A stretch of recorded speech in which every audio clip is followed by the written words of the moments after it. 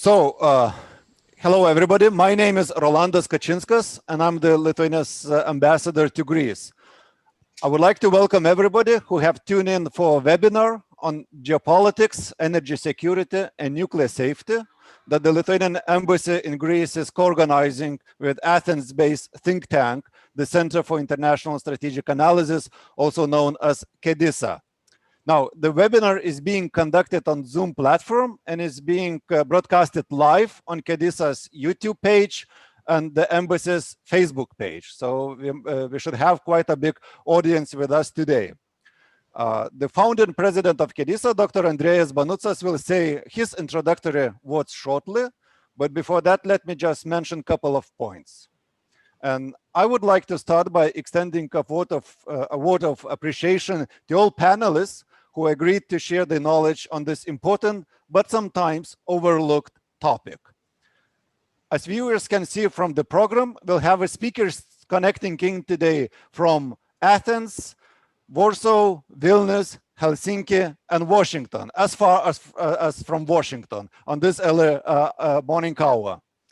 So this must be one of those positive side effects of the COVID-19 lockdown, because the surge of IT technologies in conduct of diplomacy, academic activities, and public events has allowed us to extend participation of people at various events beyond their home geolocation with lower cost and saving the precious time. Now, let me explain briefly why ＫΕΔΙΣΑ and the Lithuanian Embassy came up with this idea of hosting a webinar on nuclear energy. I think it's quite obvious. As the global demand for electricity grows, the demand for nuclear energy also increases. And with it, so does the number of nuclear projects on the global scale. Given its importance to global economy and countries, even those which have nothing to do from the first sight with the nuclear energy themselves, such as Greece, for instance, it's natural that it's necessary to raise awareness of the ongoing processes in nuclear energy field, and if they possess certain risks, to take appropriate measures to protect our interests. So when Dr. Banucas and I sat down a couple of months ago to discuss the program, we came up with two most pressing issues related to the topic in question from our point of view. One having to do with the geopolitical and energy security aspects, and the other with the nuclear safety and the environmental issues. Of course, these issues are not new, but in the context of fragmented international systems, they become even more meaningful.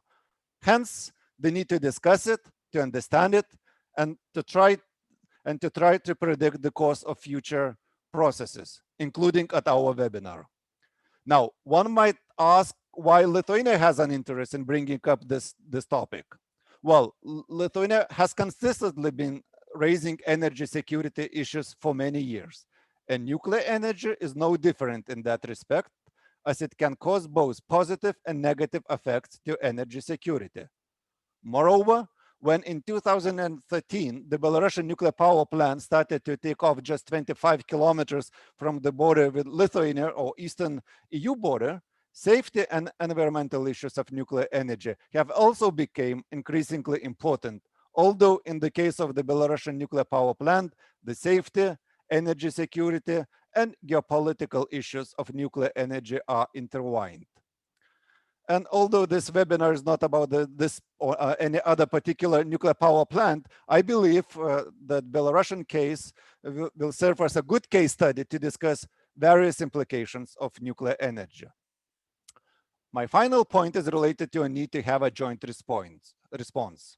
It's clear that the various nuclear challenges require joint efforts by countries and other stakeholders that go beyond geographical boundaries and beyond ideological differences in relations to nuclear energy.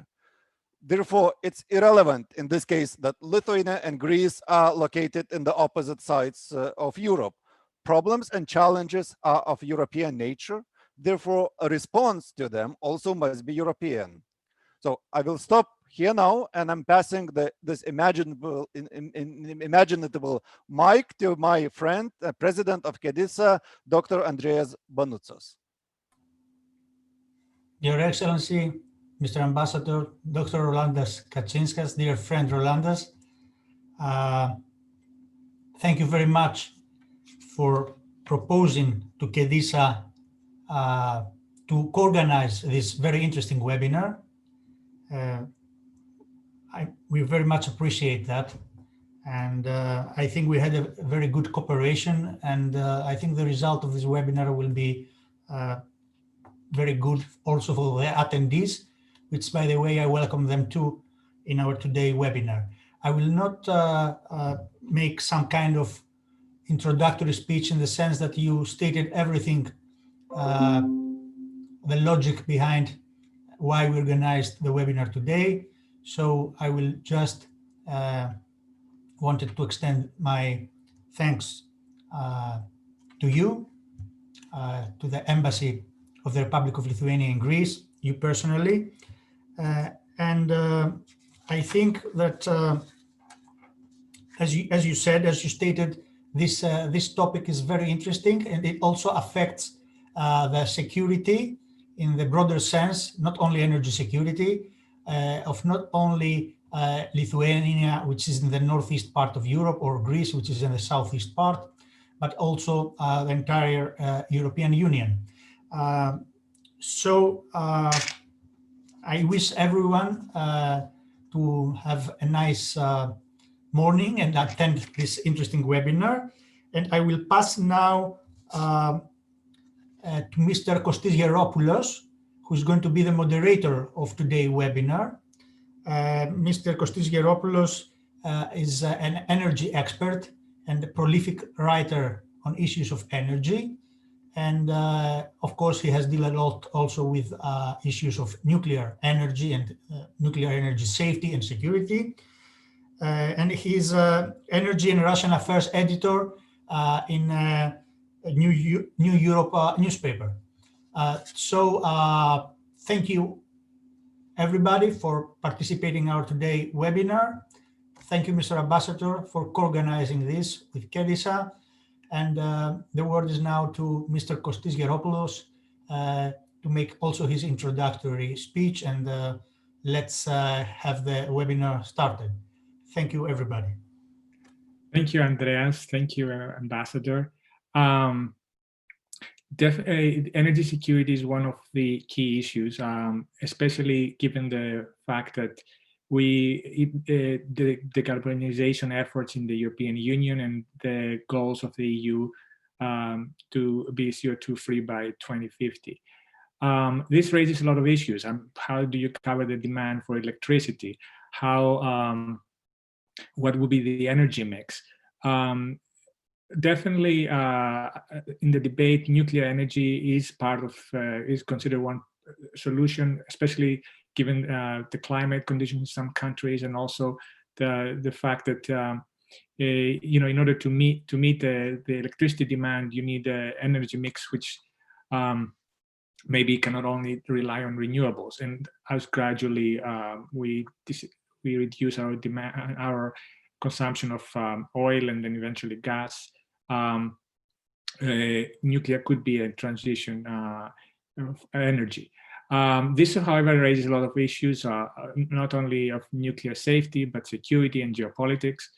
A lot of countries are concerned with plants built in the country or in neighboring countries, and the nuclear safety is a concern for everybody because it needs no borders.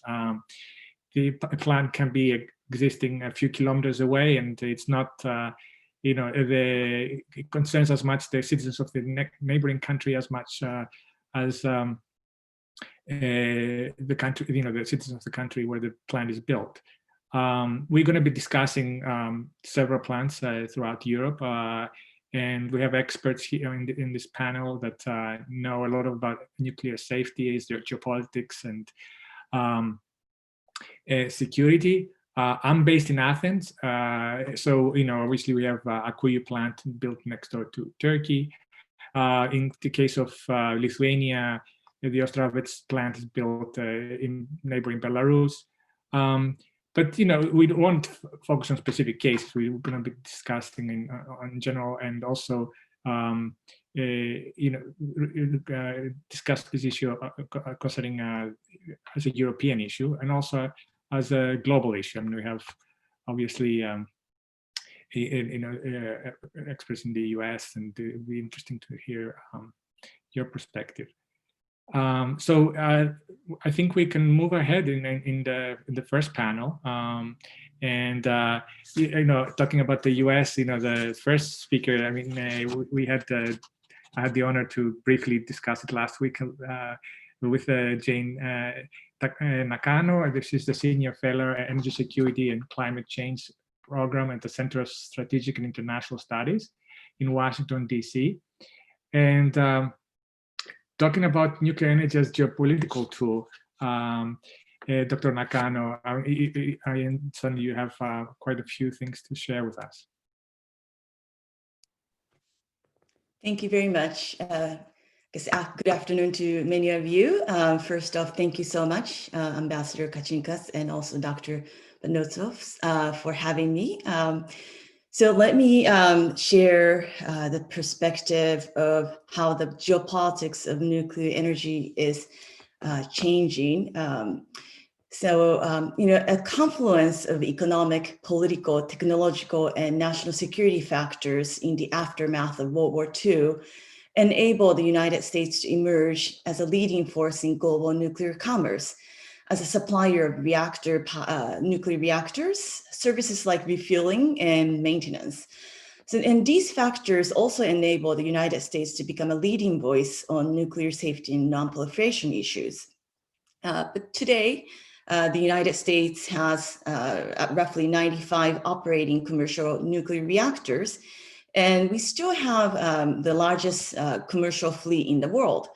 However, as the natural gas prices remain relatively low, thanks to the shale gas revolution, although obviously oil gas prices are quite cyclical in nature, but then also ever cheaper renewables and also the power demand being fairly low in the United States, nuclear sector has been under pressure. Since 2013, roughly 12 reactors have permanently shut down in the United States. Several more units are planned for closure through 2025 or so, middle of this coming decade, while only 2 new units are under construction, and they're about to come online in the next couple of years, but we only have 2 under construction in the United States. As for the exports, there are currently no US reactor under construction outside the United States, although the US continues to promote civilian nuclear exports, including small modular reactors, as they become fully commercialized later this decade. This relative decline of the US leadership in the global nuclear commerce is happening when Russia is boosting its dominance in new reactor sales, and China is striving to become a leader in the global nuclear commerce. Russia's nuclear industry suffered a serious reputational setback following the Chernobyl accident in 1986, but it has since managed a remarkable comeback. Between 2009 and 2018, Russia accounted for about half of 53 units under construction around the world, including projects in Bangladesh, Belarus, Finland, Slovakia, Turkey, and Ukraine.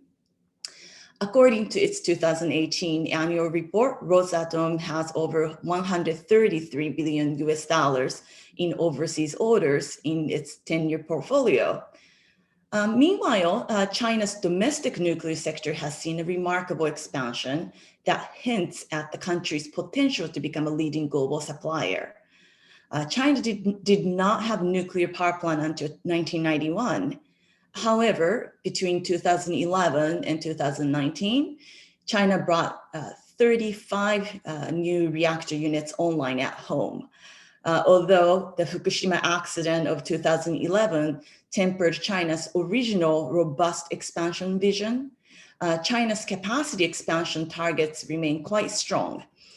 Its commercial fleet will likely overtake France within next few years, and the United States by 2030.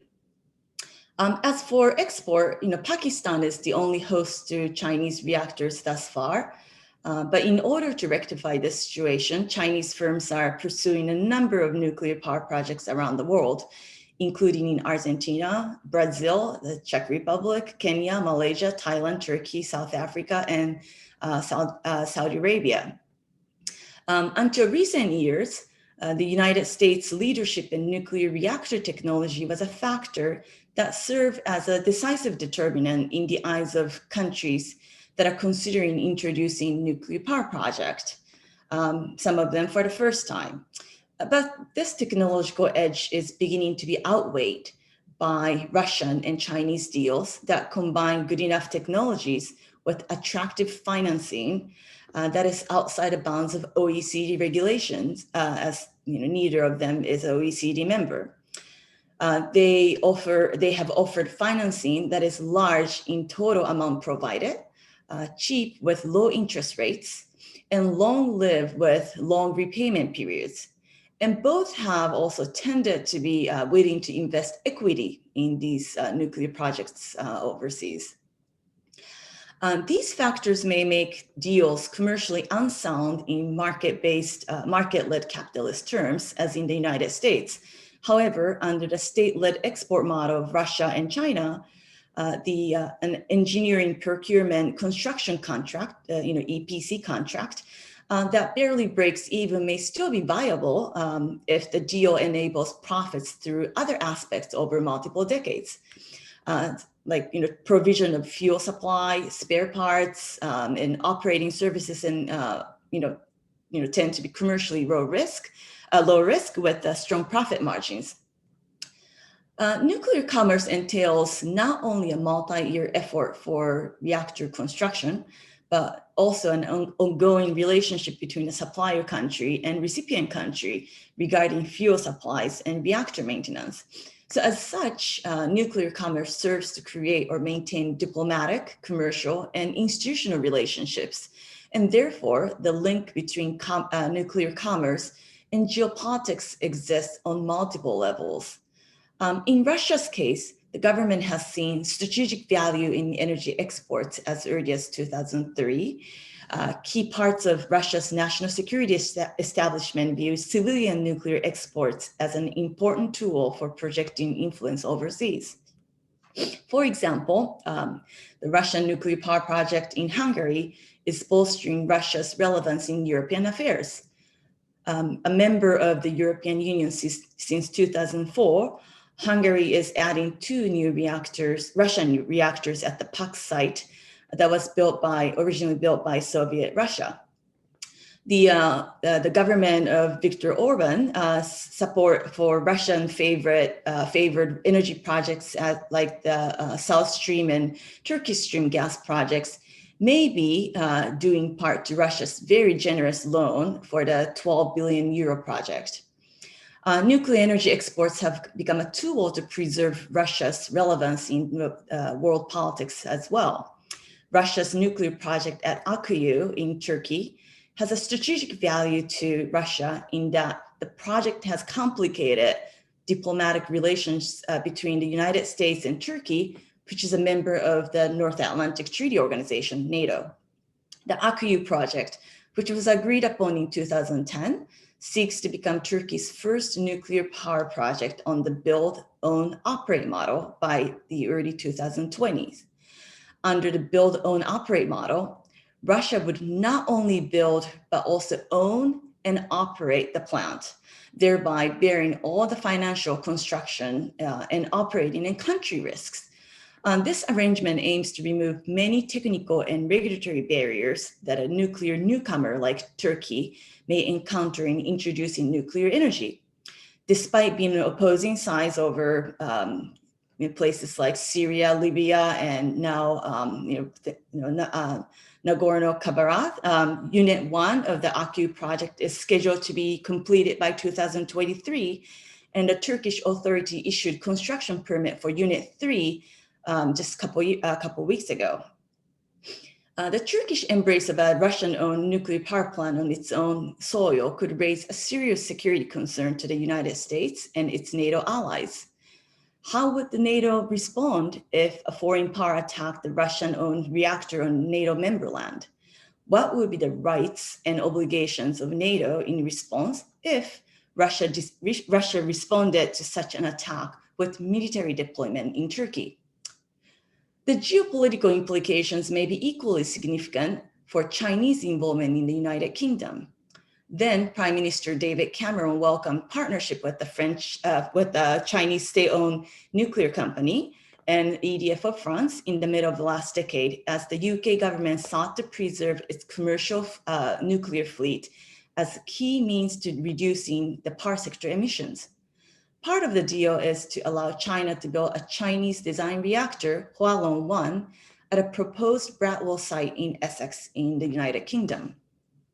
Hualong 1, which is China's flagship reactor for exports, has been before the UK regulator for design review since early 2017 and just entered, or not just, but entered a fourth and final stage in the assessment process this February.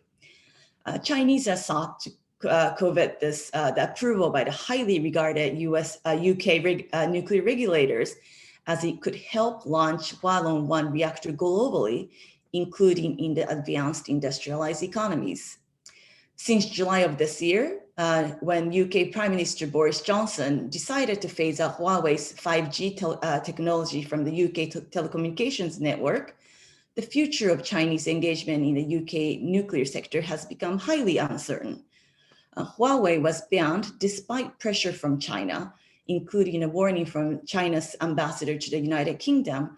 The ban could have an adversarial effect on Chinese involvement in the UK nuclear power projects.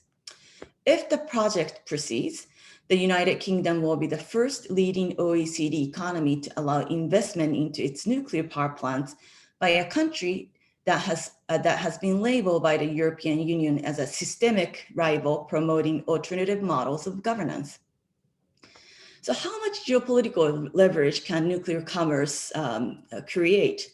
Whether nuclear energy deals accord supplier countries geopolitical leverage similar to pipeline natural gas deals is a frequent point of debate.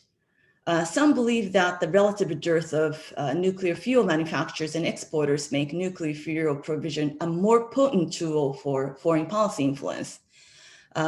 They explain that the oil and gas risks are primarily short-lived or short-term shocks, which can be dealt by strategies such as excess storage and supplier diversification, whereas nuclear power risks entail long-term dependencies.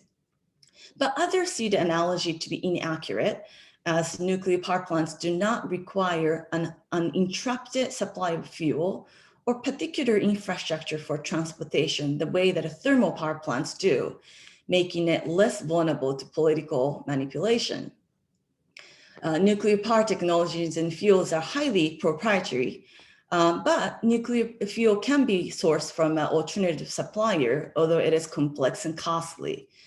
For example, Ukraine has been receiving Westinghouse nuclear fuel since 2005 that is compatible with its Russian reactors, as the country seeks to reduce dependence on Russia. By 2025, Westinghouse will be delivering nuclear fuel to 7 of Ukraine's 15 nuclear reactors. The export of nuclear technologies and services is central to Russia's effort to maintain relevance in global affairs, as the country has limited means to underpin such efforts. Meanwhile, nuclear export aspiration is largely part of China's effort to enhance its economic influence around the world. While the underlying factors may differ, the two supplier countries from the state-led capitalist tradition are beginning to shape the future of global nuclear commerce. Whether the United States succeeds in restoring its competitiveness in the global nuclear commerce has significant geopolitical implications and therefore warrants a close attention. And let me wrap up my remarks and look forward to exchange with other panelists as well as questions from the audience. Thank you so much. Thank you, Dr. Nakano. For those interesting comments, we can definitely discuss this after our introductory speeches, and I would like your opinion also a lot about how countries can use the supply of nuclear fuel, and also strategically loans, like we've seen with China, for example, to inject influence in different parts of the world. Now, with our next speaker is Ms. Hannah Smith. She's the Director of Research and Analysis of the European Center of Excellence for Countering Hybrid Threats in Helsinki. We are going to be, I'm very interested to hear your thoughts about also about this global safety and geopolitics of nuclear energy. I've been to Helsinki many times, and I've also visited the plant up in Pyhäjoki in Finland, which is actually supplied by, it's by Fennovoidema, but also from Rosatom. So Russia is becoming a player there as well. If you can go ahead, thanks. Okay, thank you very much. Thank you for the introduction, and thank you very much for inviting me to speak in this very interesting webinar. I am trying, let's see if it works, to share a screen.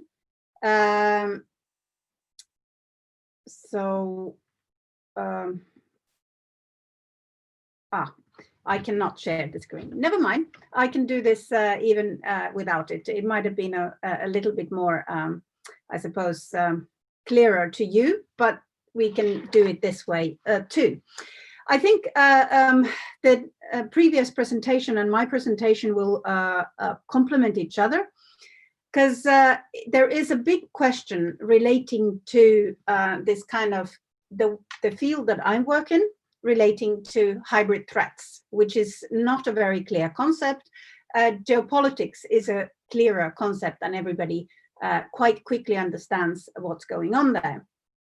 I think these two are complementary, and a little bit perhaps on the other side of the coin almost, in the way that when looking at energy security from the hybrid threat perspective, it is more to do with the fact how perhaps this whole environment relating to nuclear energy, with the power plants, the projects, the companies, international politics relating to it, what kind of an opportunities that kind of entails to countries that are not necessarily always very keen openly to discuss about their goals and the ways how they want to try to interfere or influence. This is what hybrid threats really are about. It is a kind of almost like a shadow action behind the more open policies. The goals relating to hybrid threats are never openly declared.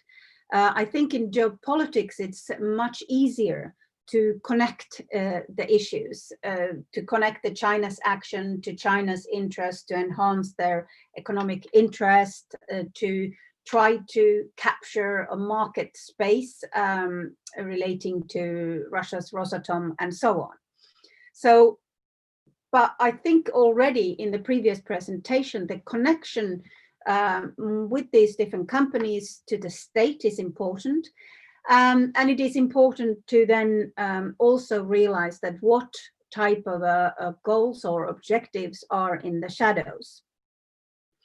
But I suppose first I need to slightly introduce what at least us in a hybrid COE, the European Center of Excellence for Countering Hybrid Threats, mean by hybrid threats. We do use the hybrid threats as a Western concept. We are not claiming that this is the concept has origins in Russia or China or any other authoritarian state, but we see that as a concept created by the Western countries to describe the security challenge or threat they see for the 21st century.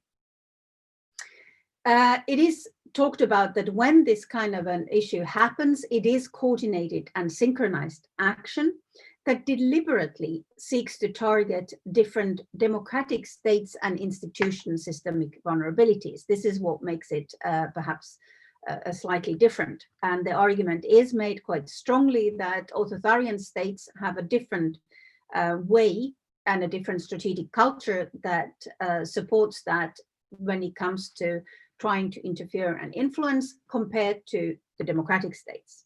We are not saying that the democratic states are not doing it. What we are saying is that the mechanism, the tradition, the strategic culture behind it is very different, and therefore also perhaps the tactics are. When we're referring to the hybrid threat action, or an activity, we are talking about a mechanism that tries to exploit different types of thresholds of detection and attribution, and also very strongly different interfaces, kind of create, I think in US vocabulary quite often talks about gray zones. So anything kind of between war and peace, friend, enemy, internal, external, anywhere that there is a type of a gray zone that could be exploited. And the aim for this kind of action is to influence different forms of a decision making, whether it is a local, regional, state, institutional level, or even, in fact, in an individual, depending on where the individual, of course, is, and how important they are for the bigger picture. And while this activity is going on, the idea is to gain the actors' strategic goals while undermining and or hurting basically the target. And this is what we really mean by hybrid threats, and definitely the kind of type of action, characterization of the action that is behind the hybrid threats. So why then nuclear energy? Well, there was a lot of mentioning already about nuclear energy.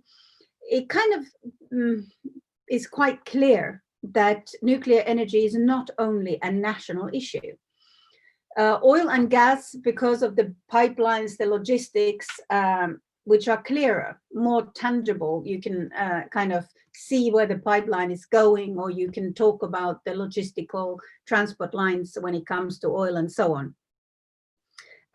Nuclear energy is not that clear, but I think it has also become quite clear that this is not only a national issue, and it does cross borders. And therefore, this kind of all the opportunities that exist for any kind of an interference, priming of influence and so on, are grounds for where hybrid threat lenses should be, in fact, turned to.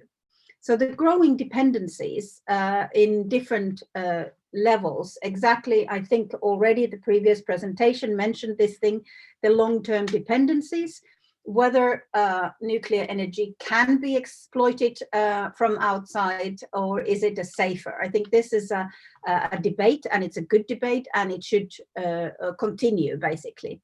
But there is clearly that issue of dependencies, and dependencies are issues that can be always also used in a malign way. There is also the growing role of private entities and companies in energy politics, but we need to understand what type of companies they are, and specifically if they are linked to the authoritarian state. The state-company relationship is very different there than in a democratic states. We also have this interconnectedness in the world, which is increasing all the time. And when a competition among great powers and regional hegemons is definitely increasing also, then all the areas become also a battleground. Geopolitics is clearly playing into it, but when, and is a good concept to look at it through, but when we are trying to look at also the hybrid threat lenses through them, then we can kind of see that this competition issue is in fact bringing even more kind of possibilities and enhances the way how different states uses it.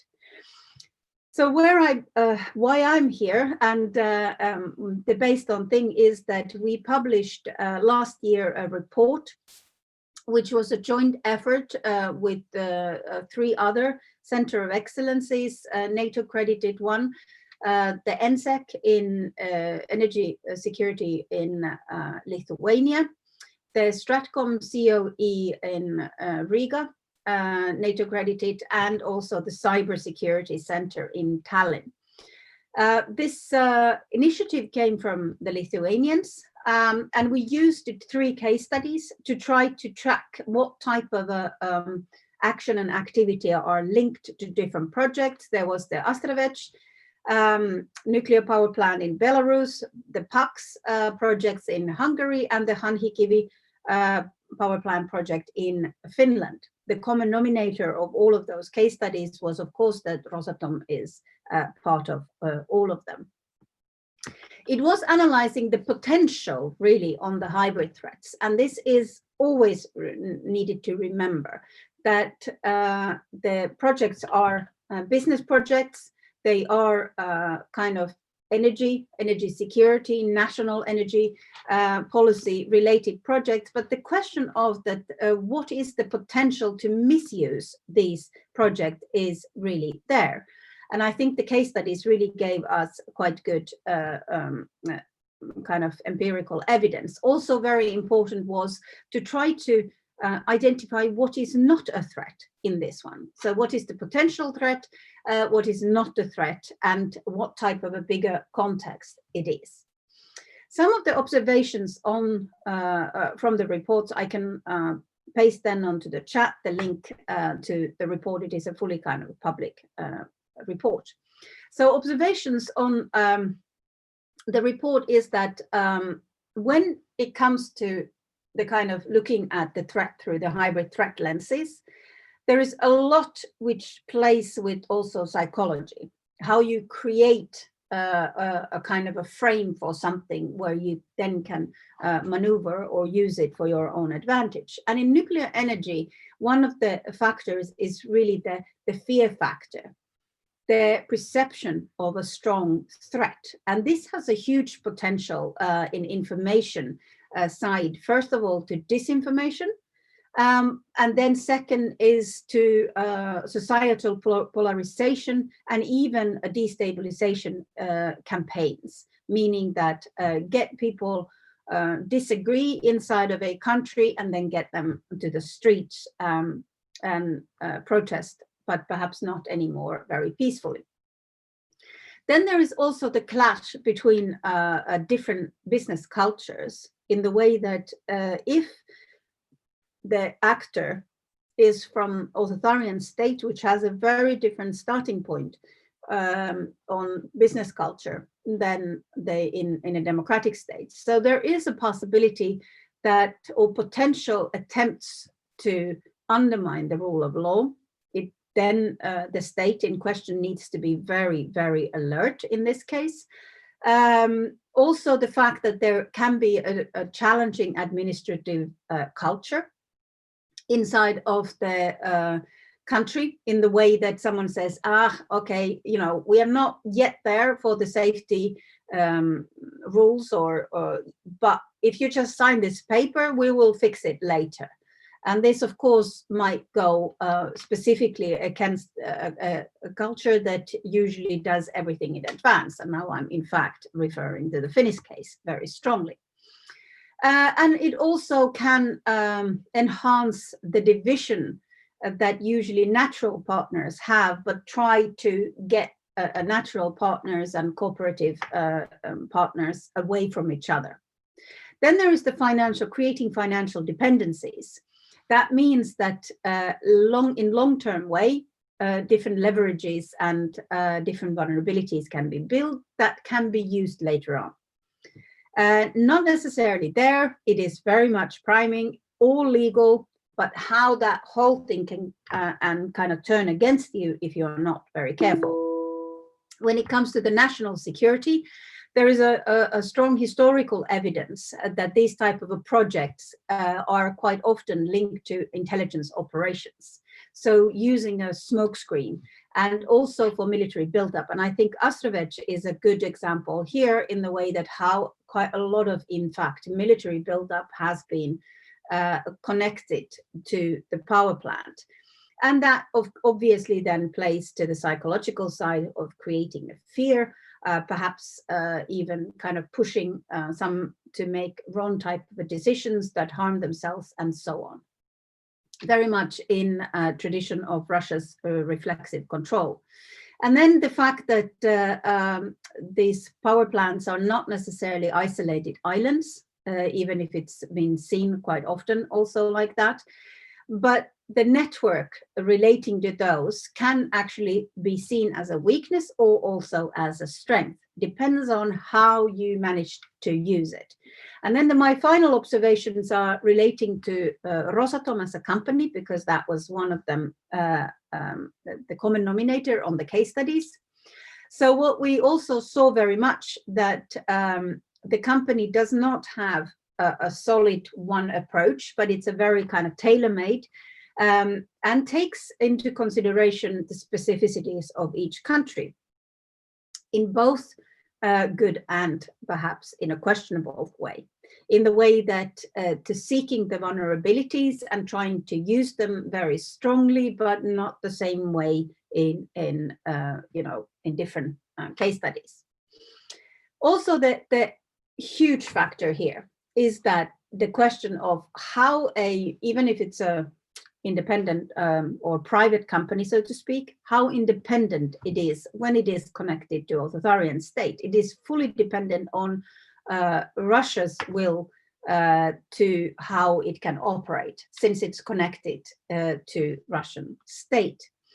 Therefore, it is connected to a state-supervised system, which definitely wants to control the business, and especially those which are counted as strategic industries. And nuclear industry is one of those. So we need to remember then, and this is in fact, whether it is Chinese or Russian or any other for a company related to an authoritarian state, is that these countries have also laws that require these companies to work for the state if the state so sees it.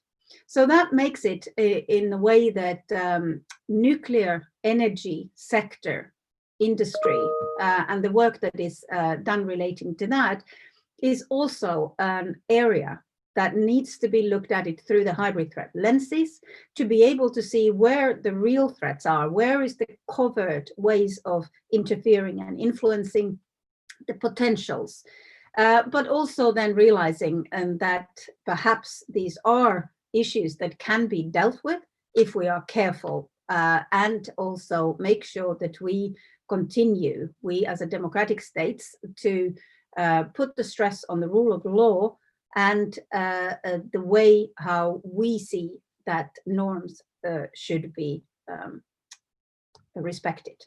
Thank you very much. Thank you, Mrs. Smith, for this very interesting presentation. I mean, the potential of hybrid threats. As you mentioned, geopolitics is a lot clearer. I've covered oil and gas for a long time, and you know where the pipelines go through exactly, and the exert of influence is a lot more obvious. Since we're going to go to the questions after the speeches, but I would like for you to think about also the EU potential for how the EU could, as a whole, be able to tackle hybrid threats, and also maybe we'll get to the 3 cases that you studied a little bit later, also with Ostrovets, PAX, and Hankkycube. Our next speaker is also on the same topic. Is from ΚΕΔΙΣΑ, who's organizing this conference together with the Lithuanian Embassy. It's Themistoklis Zanidis. He is an analyst for the Center for International Strategic Analysis. Themistoklis. Good morning, Mr. Geropoulos. First of all, I would like to thank Dr. Banoutsos and Mr. Ambassador for the invitation in this interesting webinar. I have prepared a presentation which I'm going to share with you right now. Give me a second. You can see it. I hope you do. Yes, you can see it. Thank you very much. So, the presentation is about how nuclear energy can be used by ambitious powers as a geopolitical tool to upgrade their position within the international system. The case study to be considered is Turkey, which revisionism policy has recently been exerted in the Southeast Mediterranean region, the Caucasus, Libya, and Syria as well. Turkey's strategic goal is to become a hegemonic power by overturning the status quo. Thus, as a revisionist power, it uses international law and its international obligations for its convenience.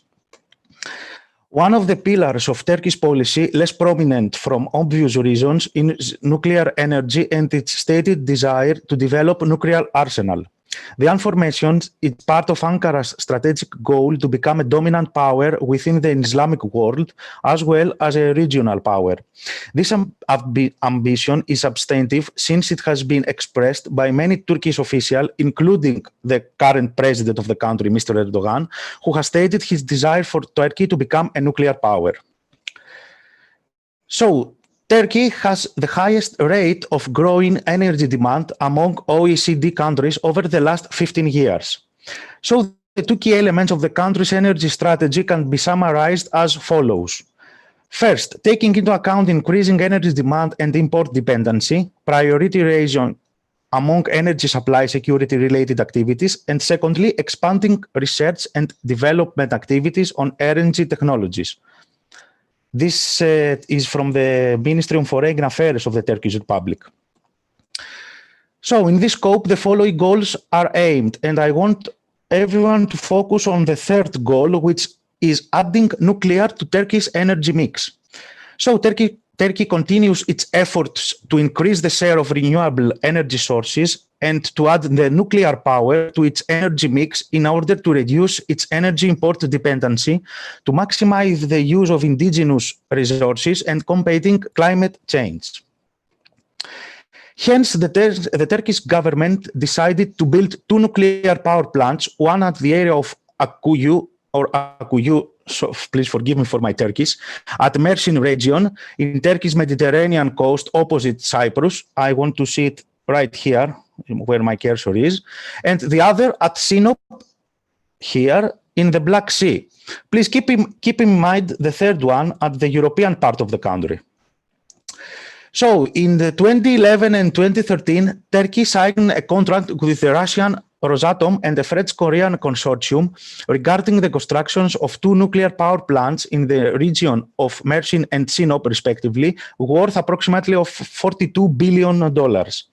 In 2017, has announced that until 2030, totally three nuclear power plants will be put into operation, with Ahmet Davutoglu stating that the third will be 100% Turkish-made.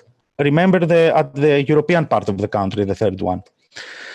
So the construction by Rosatom of a nuclear reactor in the Mersin region will allow both Turkish industry and the scientists of the country to deal with the nuclear energy sector, gaining valuable experience. The plant will be made up of 4 units with capacity of 1,200 megawatts each. Here, this is from the official Twitter account of Rosatom Global, and as you can see, in 10 or 15 days ago, the unit 1 was delivered to the site, the Akuyu power plant, I mean.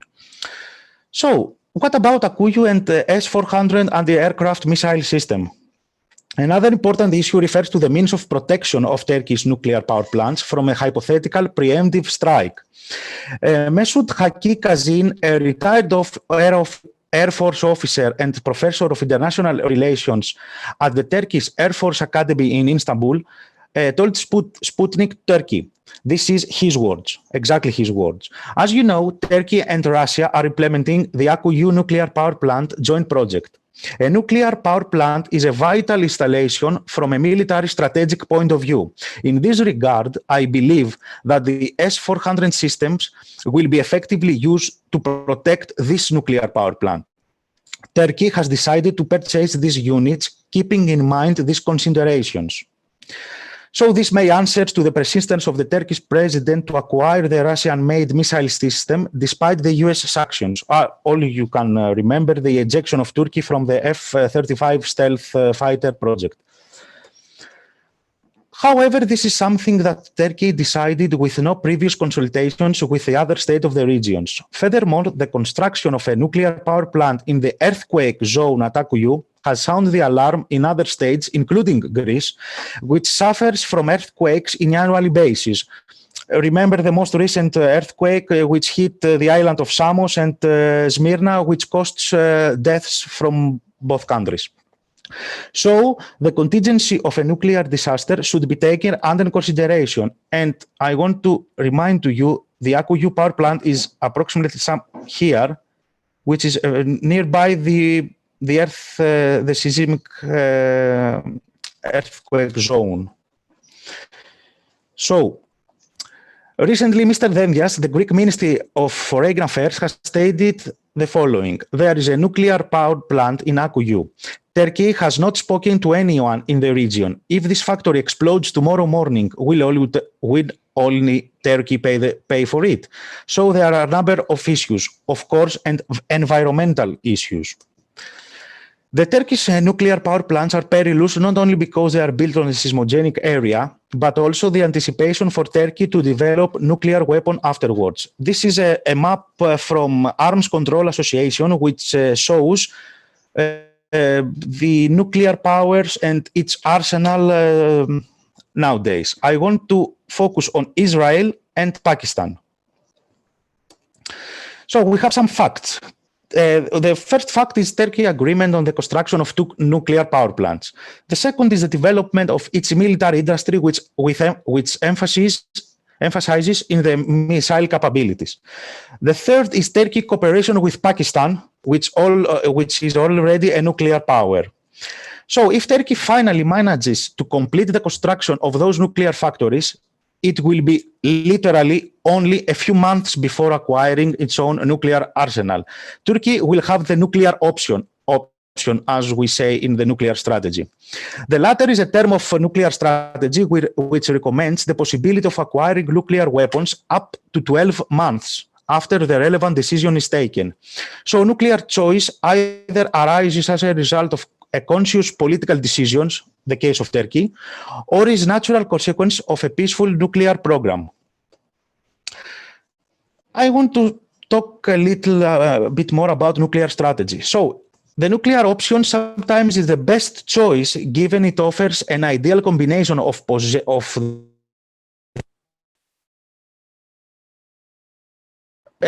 and avoiding sanctions from the international community. I think that it's the best choice for Turkey right now. So here are some pros for some advantages for Turkey's nuclearizations. The first is nuclear threat from Israel, Iran, or even Russia. Turkey's insecurity on the conventional level, fear of the strategic encirclement due to the Serb syndrome, ambition to achieve regional hegemony, and the hegemony in the Muslim world.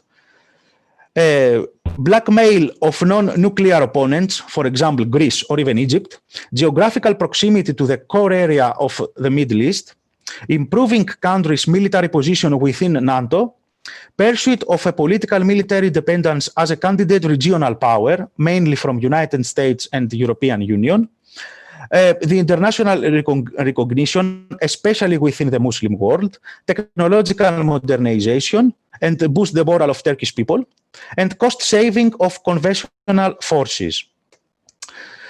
Nonetheless, the nuclearization of Turkey is not simple due to the international community, which is strongly opposes against this scenario.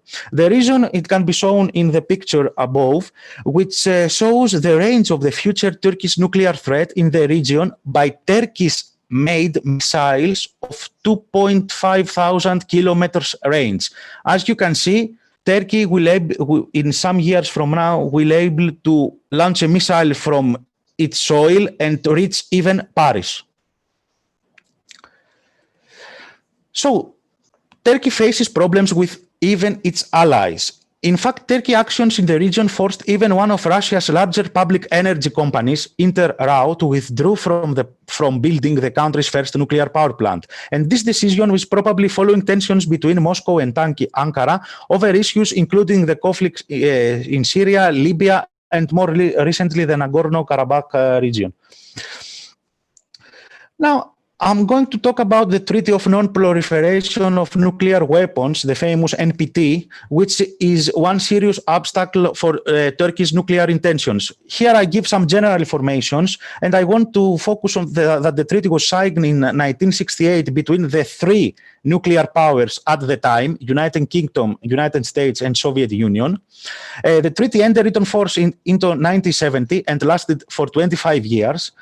And the treaty was maintained beyond the original 25 years old provisions when in 1995, almost all United Nations member states signed its indefinite extensions.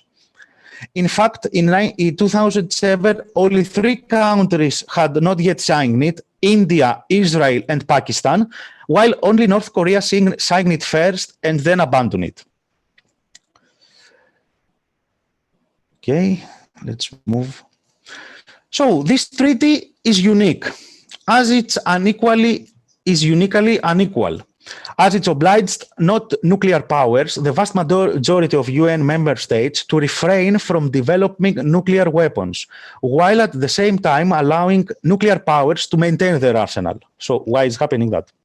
This obvious injustice was agreed upon as non-nuclear powers, at least at the time of the signing, had neither the ability nor the desire to develop nuclear weapons. However, the nuclear powers, in exchange for maintaining their arsenal, would provide their know-how to other states to develop nuclear technology for peaceful uses. Here I have written some cons, some disadvantages for Turkey's nuclearization. The country's alliance with major nuclear powers, for example, United States, the reactions of other nuclear powers to the possibility of Turkey's nuclearization, including economic measures to the fragile Turkish economy, the possibility of nuclearization of other rival forces to balance Turkish power, for example, Saudi Arabia, United Arab Emirates, even Egypt. This may lead to a nuclear arms race in the region with catastrophic results.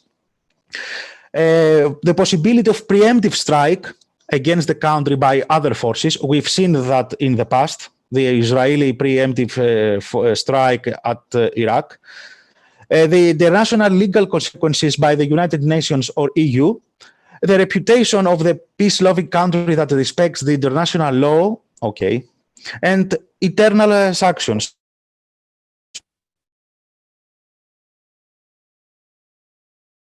Turkey, driven by the new Ottoman doctrine, constitutes a realistic threat for the entire region. President Erdogan and other officials have declared their intention to transform Turkey into a nuclear power via nuclear energy and weapons. So, given the distance between nuclear power plants and the development of nuclear arsenal, which is literally 12 months, as nuclear option suggests, the latter, the nuclearization of Turkey, consists an unacceptable hazard for the region's balance of power, not to mention the environmental issues. So this is the references, and this is the end of the presentation. Thank you very much. Thank you very much, Mr. Zanidis. And now we have a little bit over half an hour for questions and also a dialogue. I mean, I have some things that came to mind and I'd like to ask the panelists, but what I would like, will be interesting is to also have a dialogue between us, and if any of the speakers have questions for the other speakers, that would be also very interesting. Mr. Gieropoulos, may I make a comment? Yeah. Please? Actually, to answer a question of one of the attendees, was asking if we will have any feedback of the presentations on paper. Well, this webinar is recorded, so we're going to have it published, let's say, all the webinar recorded on a YouTube channel of ＫΕΔΙΣΑ. So whoever wishes to look at it again, you can visit the YouTube channel. I'm not sure if the speakers would like to share and their presentations with all of the attendees. A good method, because Mrs. Hadji Gabriel is asking this question, is to watch again the whole webinar recorded in ΚΕΔΙΣA's YouTube channel. Thank you. This was my answer to. Okay, now Mrs. Hadji Gabriel is asking if we can write down the channel. Well, you just have to go to ΚΕΔΙΣA's website, kedisa.gr, and then you will see the link to YouTube channel. Just click on that. Yes, I'm just asking how ΚΕΔΙΣA is writing. That's why I'm writing down. Sorry, Mrs. Gabriel. The spelling of ΚΕΔΙΣA. Yes, okay. I will put it down to you. Okay, thank you. Thank you. Mrs. Geropoulos, Mr. Geropoulos, okay, please. Thank you for allowing me to make this intervention. Sure, Andreas. So staying on the geopolitics issue, we see that we have countries which obviously have national companies, and in this case, it's very easy to see what kind of policy they're following. And then we have, obviously in the case in the U.S. with Westinghouse, and we saw that how Ms. Nakano mentioned about reducing the reliance on fuel in Ukraine, and we're seeing this, but they are a private enterprise. And I was wondering what the potential for geopolitics, if it's and also for hybrid threats, if it's a lot higher in the case of countries which have state entities and versus private sector and so forth, and how easy it would be to influence and exert influence in other countries, or in terms of supplying the nuclear fuels. So Ms. Nakano, if you want to start. Thank you. Sure. Thank you so much for the question. So I would say that it is much harder to coordinate with these private companies in the United States.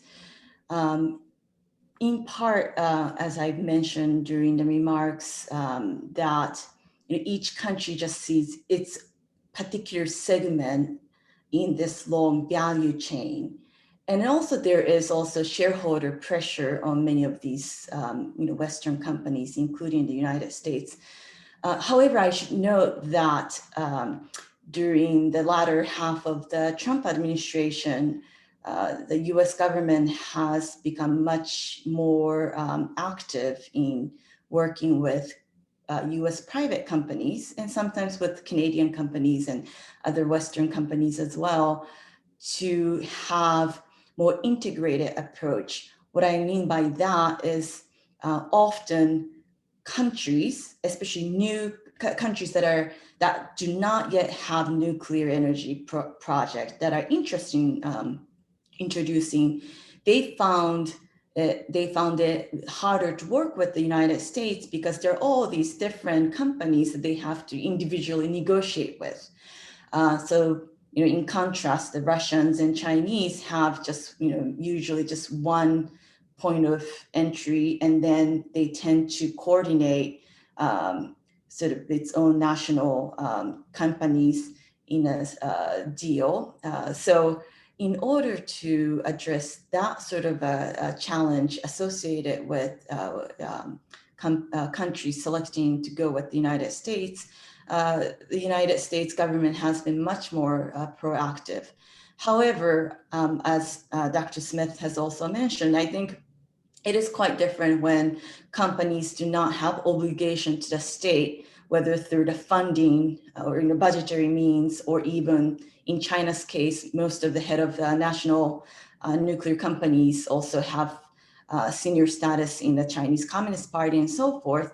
Without that sort of linkage, I think the degree to which that state can have its will imposed upon companies, and therefore use companies as actor or agent in advancing national interests is quite different. Ms. Smith, you mentioned that in the case of Rosatom, that they tailor their methods to different countries. And I was wondering, since you studied the Belarusian plant, also PAX in Hungary, and in your case, which in your country, in Finland, in Hanviki, if this is, this is the, if, for example, in Finland, it's very different in the case of the other plants in safety issues and in terms of also how much control Finland has versus the other plants, and how less of an influence they can exert on Finland, for example. Yes, thank you for the question, and I suppose a lot of the answers are in the report, and I did send the link now into the chat, so anyone who wants to get more acquainted on the report, that's where you'll find it now. So relating to this control, so for example, in Finland anyway, the public debate relating to nuclear energy is a very different, for example, when it is in Astravets. So that's one of the issues that Rosatom tried to very much play into the public debate. What was interesting about it was that in both sides, both pro nuclear energy and against nuclear energy. So there was a tract that both of these groups, in fact, had a certain backing that eventually, when you trace the line back, went not directly to Rosatom, but to Russia. So the pro-nuclear energy was quite clearly to Rosatom, but the negative one was not so clearly linked with Rosatom, but the line went, in fact, to some Russian actors. And that was a highly interesting one, which we found it, and we're kind of thinking also that, okay, what's the logic here? Why would the same actor basically be supporting pro and anti groups? But this comes down to the fact that to find the polarization aspects, how you could possibly use the issue of nuclear energy to destabilize a situation in a country or even in one kind of region, if you so want to. So again, I'm not saying that this is what is happening or that this is even a goal, but the possibility, the potential is there, and the way how it was done was quite kind of a interesting way. There was also these attempts to bypass some of kind of the Finnish standard laws or rules. Exactly this method of saying, we will do it, but now because the timetable is so tight, it is in both our interests, let's just kind of sign this thing and take that issue later, which is not the way how things are done in Finland. But it's very tempting to get the process kind of forward. So there was an attempt also to divert from that factor. And then there was also, again, try to speed up the process. This was one of the things relating to Finland, which was also an interesting one, that why there is, if you are strategically committed, why so kind of a hurry and trying not to do everything by the book, so to speak. So also the ownership issue, because Finland issued a quite strong ruling in the way that there needs to be a high percentage on Finnish kind of ownership. So they kind of found a company that would kind of come into it, but eventually it had traces to Balkans. And then when you dig deeper, it had a direct link to Moscow.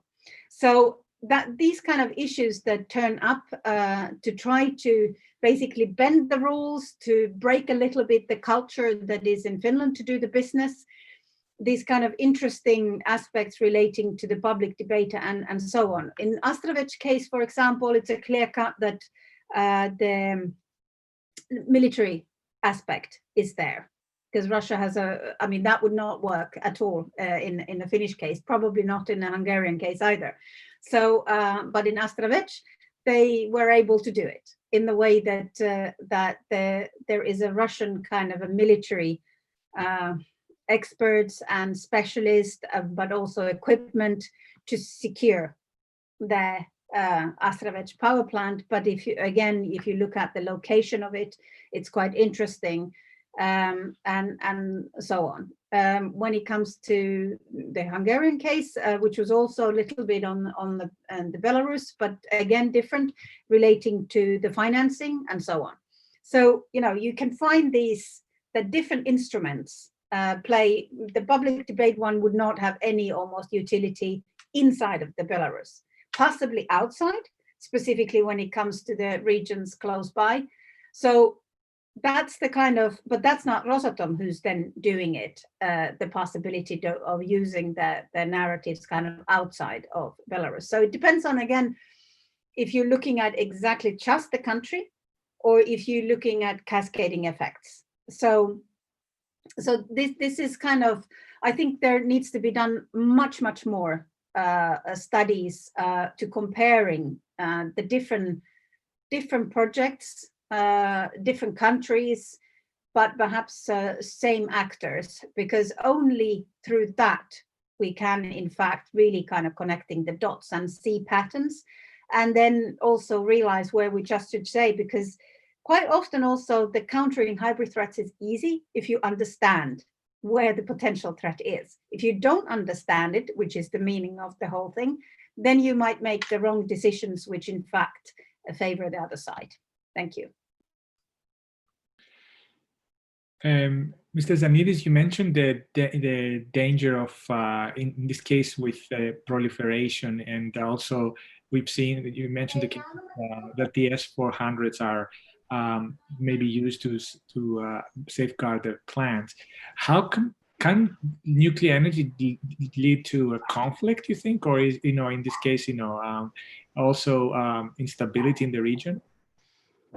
Well, thank you for the questions. We're talking about Turkey. The unique Turkey is a unique case because it has ambitions to become the regional power. So Turkey has been using international law for its convenience. Everybody have seen that in the past few months. In these terms, Turkey is going to use the Non-Proliferation Nuclear Weapons Treaty in order to develop nuclear power plants for peaceful uses. However, Turkey's officials have stated that their ultimate goal is to develop nuclear arsenal, and that's why it's very, very tricky if Turkey manages to acquire nuclear power plants for peaceful uses. Then it's going to be only 1 year, maybe less, from acquiring nuclear weapons, and that's the most serious about this about the Turkish case, in my opinion. I mean that nuclear energy is the first step in order to acquire nuclear weapons for Turkey. There are many organizations regarding nuclear proliferation and nuclear. But I was wondering, what do you think? How big of a risk is actually nuclear proliferation from a plant versus, obviously, there's a lot of talk about how to guard nuclear weapons and all the dangers of falling in the wrong hands. But how actually feasible is that? There is the danger of nuclear proliferation or a terrorist threat for nuclear plants in the cases that we mentioned. In the case of Turkey? No. In the case, I'm saying about in the plants that we mentioned in general. In Europe, in the European plants, yeah, and in the US, of course. Sure, and thank you for the question. So I don't consider myself to be non-proliferation expert, but there is always the the theft of radioactive materials that a lot of nuclear experts are very much work to prevent. But I mean, I think it's almost like, I mean, if you do have nuclear energy program, then I think Dr. Zandis is right that it takes both intent and capacity. And once you have the capacity side, or then and then if you already had pre-existing intent to develop one, I think it's the risk is infinitely higher, I would think. But I think that's why there is both there's a multilateral non-proliferation architecture that's been put in place. IAEA is definitely one of them. Also, there are organizations such as WANO that are based on the operator side of the efforts. I mean, I think it certainly takes multiple dimensions. One thing that I wanted to mention that sort of connects back to the previous round of questions and answers is that looking at all these companies, whether it's Rosatom or China National Nuclear or China Guangdong or any other companies, most companies that do sell these goods and services and nuclear reactors and fuels, they do not want to see non-proliferation becoming an issue. I mean, it damages their business case. And so there's and so in many cases, when we purely look at how companies approach, I think that regardless of where these companies are from, they have, they do, go along with all these, intergovernmental agreements and also sometimes multilateral agreements that do sets up, things like inspection and certainly, design review. However, I think when it, where the challenge lies is when things get rushed because a nation may have interest in seeing things that could be done quicker. Whereas again, regardless of the type of country, I think most companies want to see things that go successfully so that they can continue to sell their goods and services to other countries or continue to have a successful business in existing nuclear markets. Mrs. Smith, in terms of the EU level, what can be done on a pan-European level to counter hybrid threats? Okay, thank you very much for the question, but that was not a small question, by the way. If you ask that, what can be done in a general, in a big EU level to counter hybrid threats? On studies. Yeah, I think we would need several webinars on just that topic. But when it comes to perhaps the energy side and the nuclear one, because it is in the first and foremost, it's a national issue. And it is, to be frank, it has been to get kind of energy policies lined up inside of the EU is not an easy task due to the fact that each country, depending on the location, the way how the size of the country, size of the people, all of it, how they plan their energy mix. And therefore also it is very difficult to go and say to someone, oh no, you cannot do that type of an energy mix or something like that, because it is a national decision ultimately. And this is a challenge for the EU. I think in perhaps in a global terms, it can also be seen as a challenge. But what I could say in general terms, it is the fact that when it comes to, for example, not security of supply aspects, but the security from the perspective of how secure are, for example, pipelines so that they are not leaking, or how secure is oil tankers, or how secure is nuclear power plant issues, and the kind of a whole process that what includes to it. So to really try to enhance the fact that we have a certain regulations that needs to be fulfilled. There might even be this monopoly regulations that needs to be looked into it in the way that not one company can rule the whole situation, which is almost a common sense, in the way that if you put all of your eggs in one basket and the basket falls, you are not in a good position. So therefore, at least have several baskets with several eggs in each basket, then you are more secure. So I think this is not that kind of a difficult, and that type of a role the EU could have for its definitely on its member states, to remind why regulations are boring, they slow down things, but there is a security aspect to it. So in that way, to remind everybody why regulation is important, what are the regulations, and to make sure that at least the EU member countries do promote that, even globally, because if we do take care of that, we all are a little bit safer. Thank you. Ms. Nakano, you are also in charge of the climate change program in DC, and I was thinking in terms of, since we're in the issue of energy security, as the countries are really struggling some unevenly to meet their climate goals, and so how much of a factor does nuclear energy play into their in terms of meeting their energy goals, and how can they balance that versus the risks of nuclear energy as well?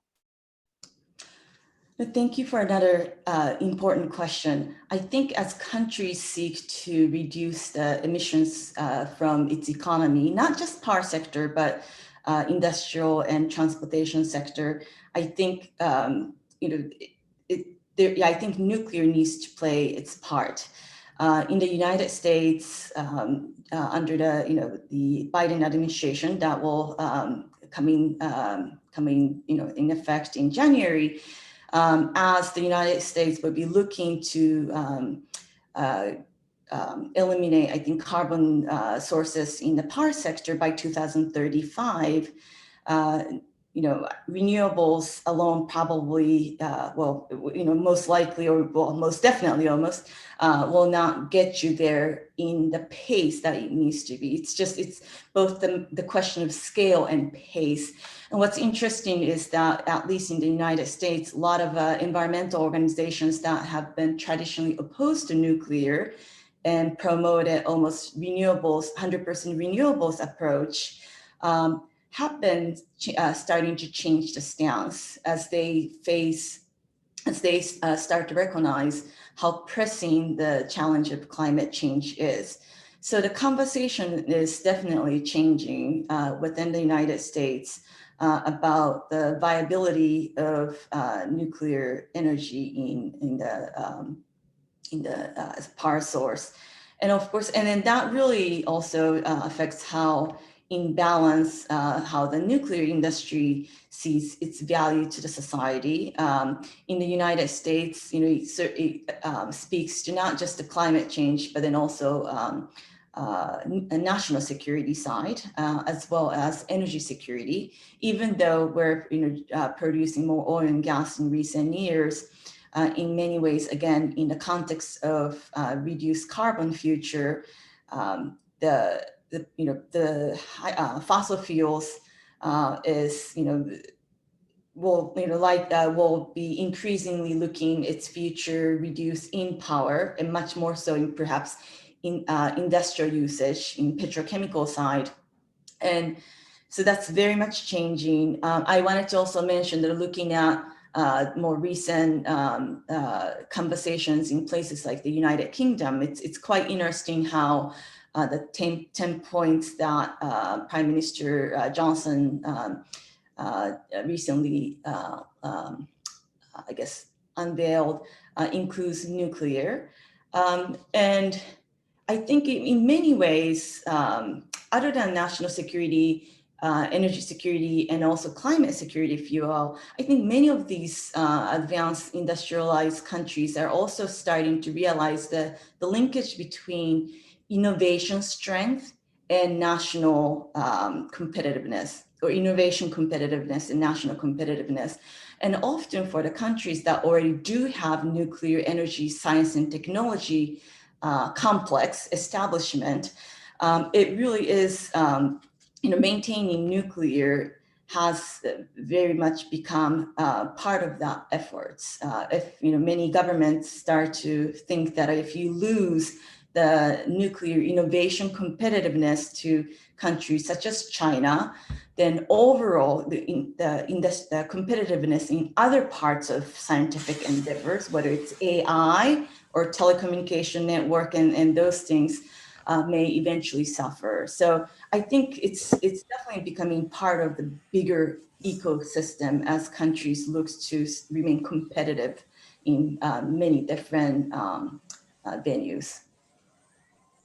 We're going to be staying on the same topic as we move on in a few minutes on nuclear energy and energy security and nuclear safety on our second panel. I see that the Vice Minister has joined us.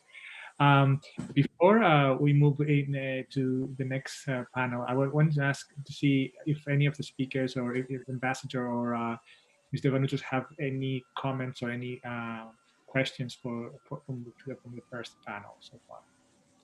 Mr. Geropoulos, I don't have a question, but please just make sure that our distinguished speakers will answer to some questions from the audience. You can see that on the chat. Oh yeah. This earlier we had there was only just asking about the presentations, but now I see that there are some recent ones. Yeah.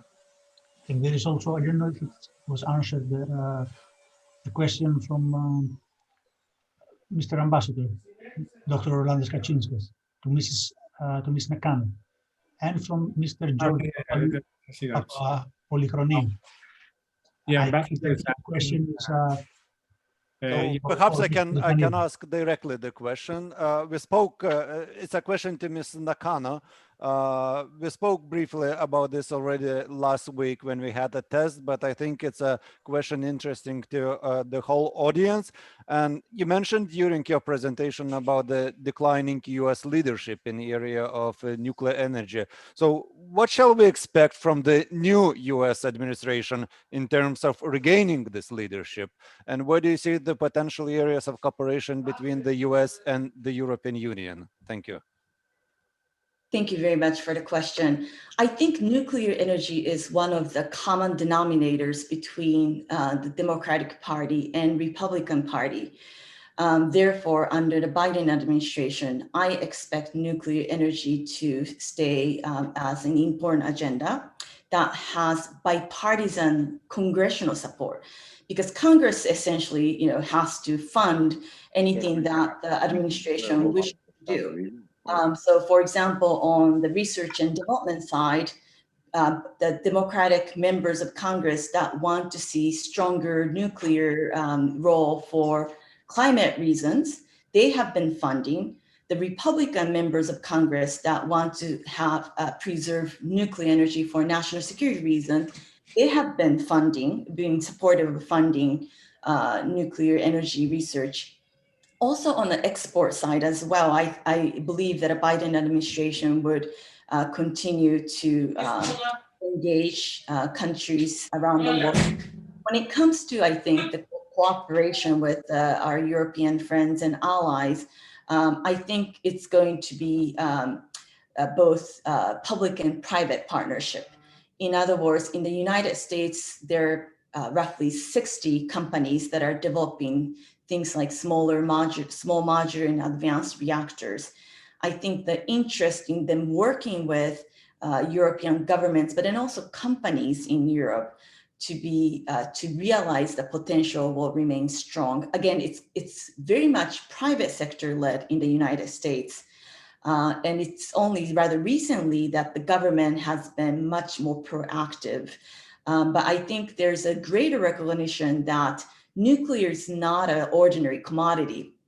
It really needs to have government partnership, not just because these non-proliferation safety things require government-to-government understanding and commitment, but then also because of the commercial risks that could be a little too large, but then also the value of nuclear as almost non-carbon emitting source of technology is hard to really let the free market put the price down, if you will. So I think there'll be, in much more of a climate context, I think Biden administration will have quite an active discussion and more, quite open, rather than how most Americans traditionally associate nuclear energy and any Democratic Party administration in the past. I think that era is pretty much the history.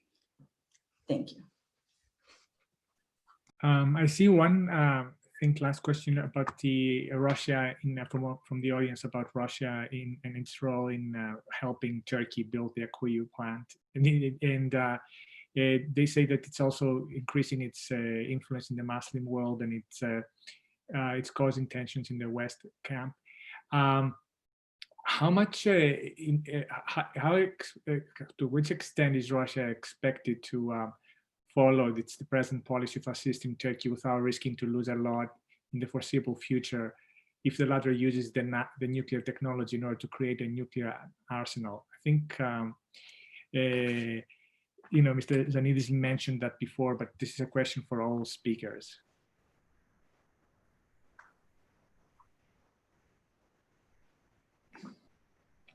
If it's for all speakers, if anybody wants to jump in, if Ms. Nakano or Mr. Zanidis. I would offer just one quick comment from my perspective, and I'm sure my two other colleagues have much sort of a deeper thought.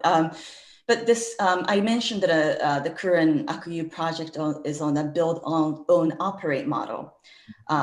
It has been discussed quite a bit how sustainable that model is for Russia. Rosatom is taking a huge financial sort of burden associated with it. So in combination with the country risk, or the risk arising over many of the geopolitical tension, I think it could give potentially some sort of reconsideration of this deal as a whole. I'm not saying that is to abandon it, but then because it's not just the geopolitical, but it's in reality, it is quite an expensive endeavor. It's something that we originally, those of us that look at these geopolitics of nuclear energy policies it could be a new model that could be replicated. Thus far, it has not been replicated. And then that shows that Russia, as rather limited economic means, may or may not want to really, continue on in the same scale and pace that was initially advertised to be. So when I think about the Turkey question, I definitely consider it in a sort of a bigger context, including geopolitics, but also the financial risk, burden side as well.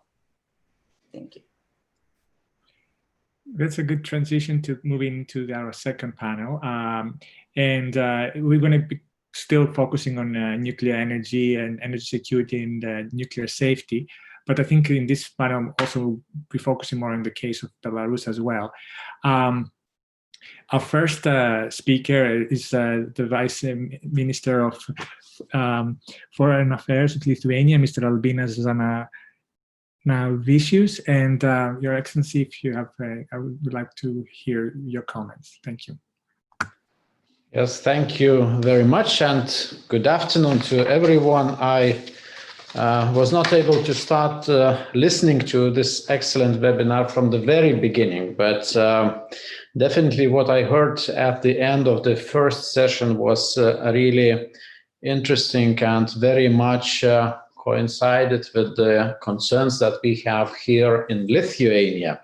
I mean, in our long history, we were situated at the crossroads of Europe, and we were always fighting for our identity, freedom, and independence. And even though we are members of NATO and European Union today, we are still fighting on a daily basis different hybrid wars, be it related to disinformation, be it related to foreign influence campaigns aimed at our domestic decision-making or attempts to rewrite history.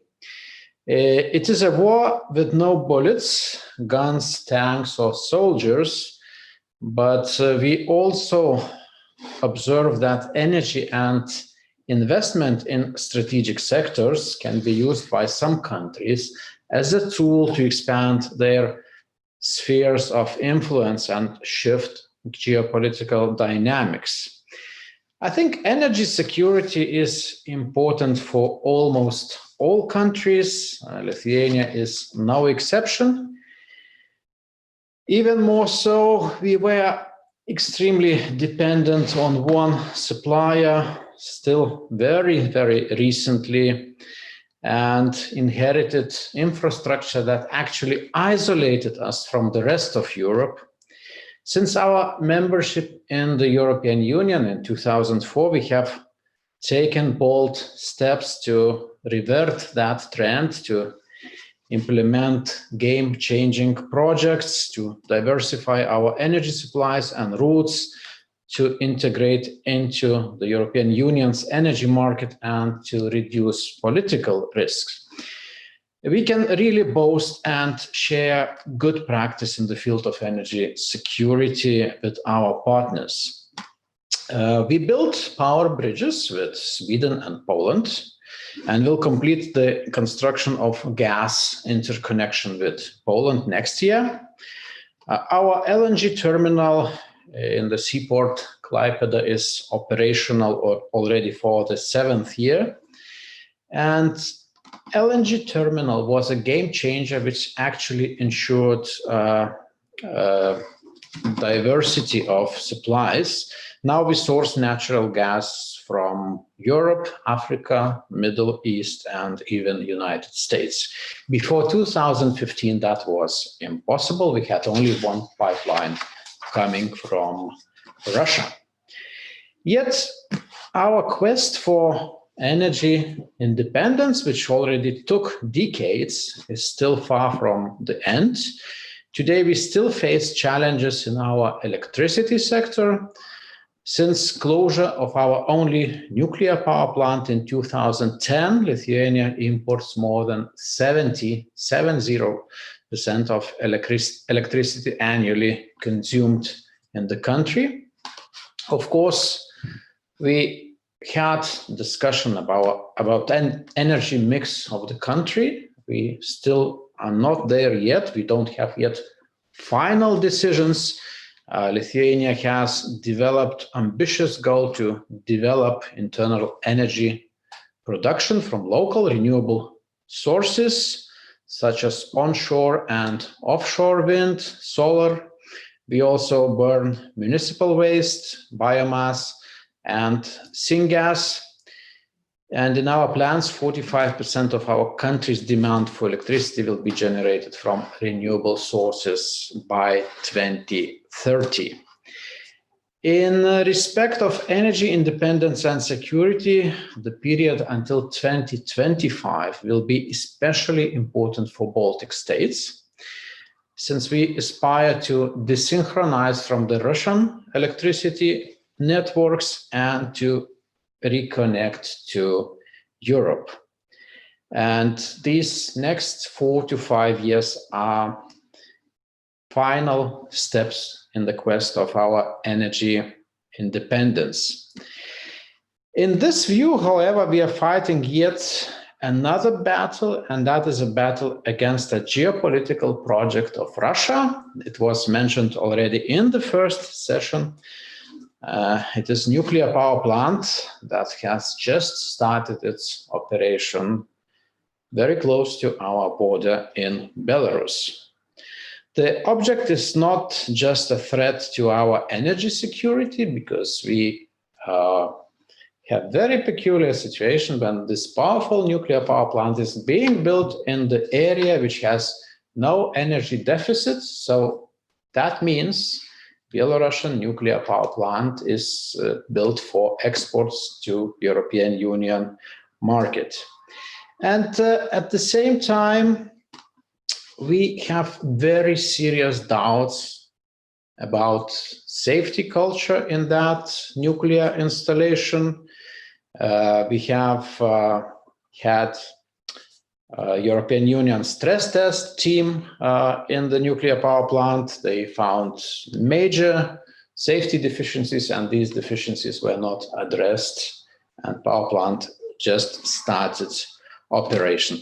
Well, traditionally, when you see the geopolitical aspects, politicians normally tend to consider pipeline politics, meaning oil and gas transportation through pipelines. But in the nuclear field, we can also see that very real geopolitical factors are being used there. Recent global tendencies in nuclear energy industry are showing that state-owned companies coming from two countries, namely Russia and China, seek to expand their nuclear presence, including internationally, by exporting reactors to those countries that are within their geopolitical orbits. It is estimated now that nearly 2/3 of new reactors under construction worldwide are using either Russian or Chinese designs. And here we have a very big question: how much the state support played here to achieve this result? We have no doubts that nuclear power plant projects by Russian state nuclear energy company Rosatom are a part of Russia's foreign policy, and any deal for nuclear power plant construction has objectives aside from economic ones. The company not only builds and operates the power plant, but also provides the necessary funding at the cost of prolonged dependence. Additionally, newcomers to nuclear energy like Belarus, Turkey, Egypt have neither robust safety framework nor full capacity to withstand pressure of technology providers. And of course, if we had, for example, a nuclear regulator in Belarus at the same level as in Finland, probably our night sleep would have been a bit better. But we also see that Belarusian nuclear regulator is not capable to withstand pressure from Rosatom. So as a result of this situation, the European Union in the future might be surrounded by new nuclear power plants implemented in a questionable, low construction safety manner. And Ostrovets nuclear power plant, in our view, is one of them. But we also have examples in Turkey and also in Egypt. Belarusian nuclear power plant in Ostrovets is the most pressing example today because it is already operational. As of 3rd of November, Belarusian regime connected to the grid this unsafe installation, ignoring EU calls to address nuclear safety issues without delays.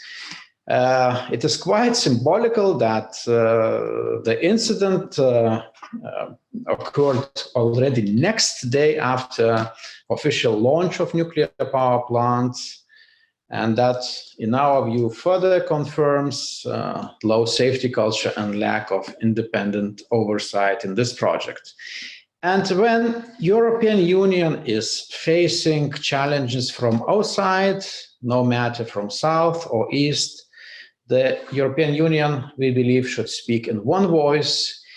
EU policy instruments should be developed, strengthened, and applied to all European neighborhood countries in order to ensure compliance with the highest international safety standards.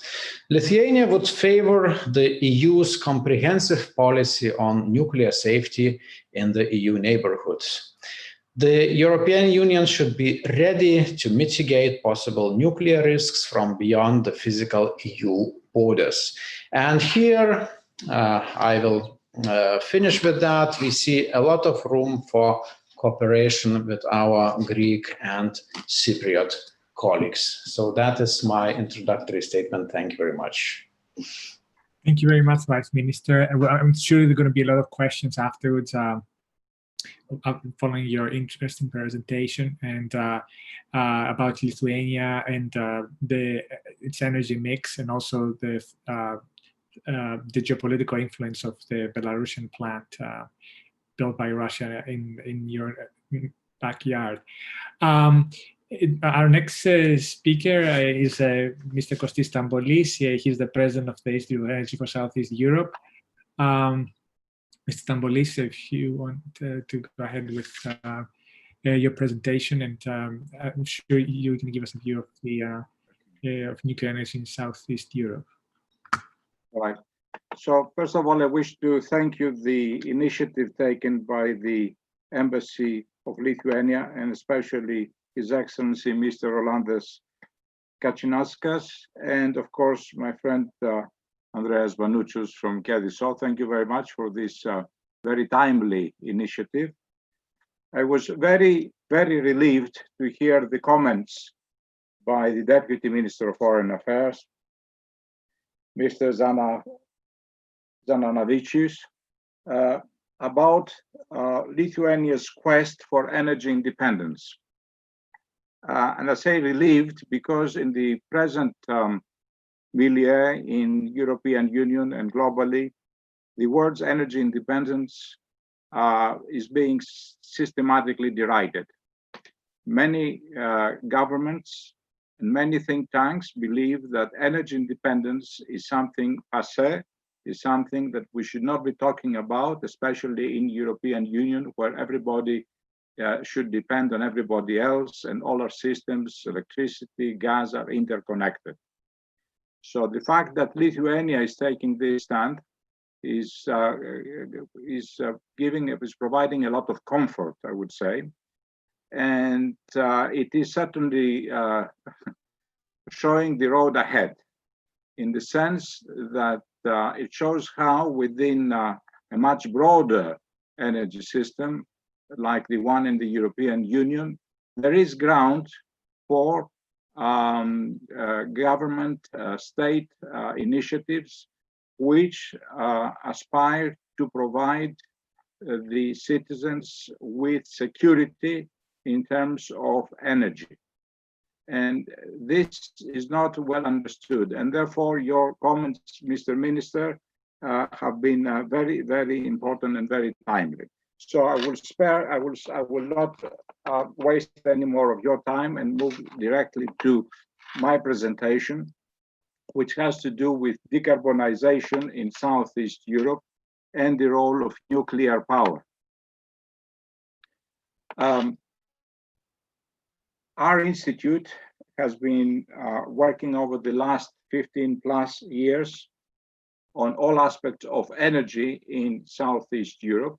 And when we say Southeast Europe, as you'll see in the map, we include West Balkans, the east part, which is Romania, Bulgaria, Greece, and of course Turkey. And lately we have included Israel in our list of countries which we systematically follow in terms of statistics and information analysis.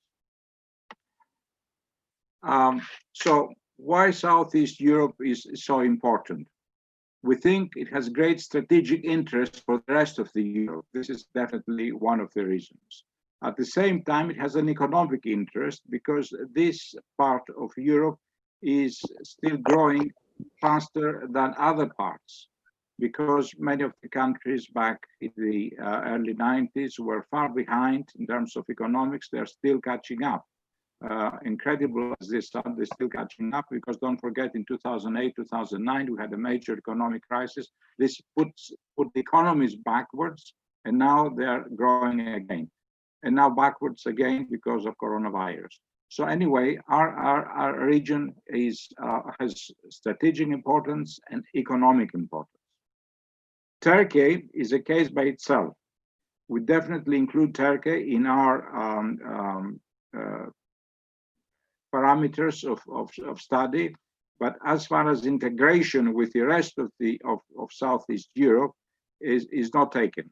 However, we always consider Turkey because Turkey plays an important role in terms of energy transfers, energy flows, and energy trade between Southeast Europe and Turkey.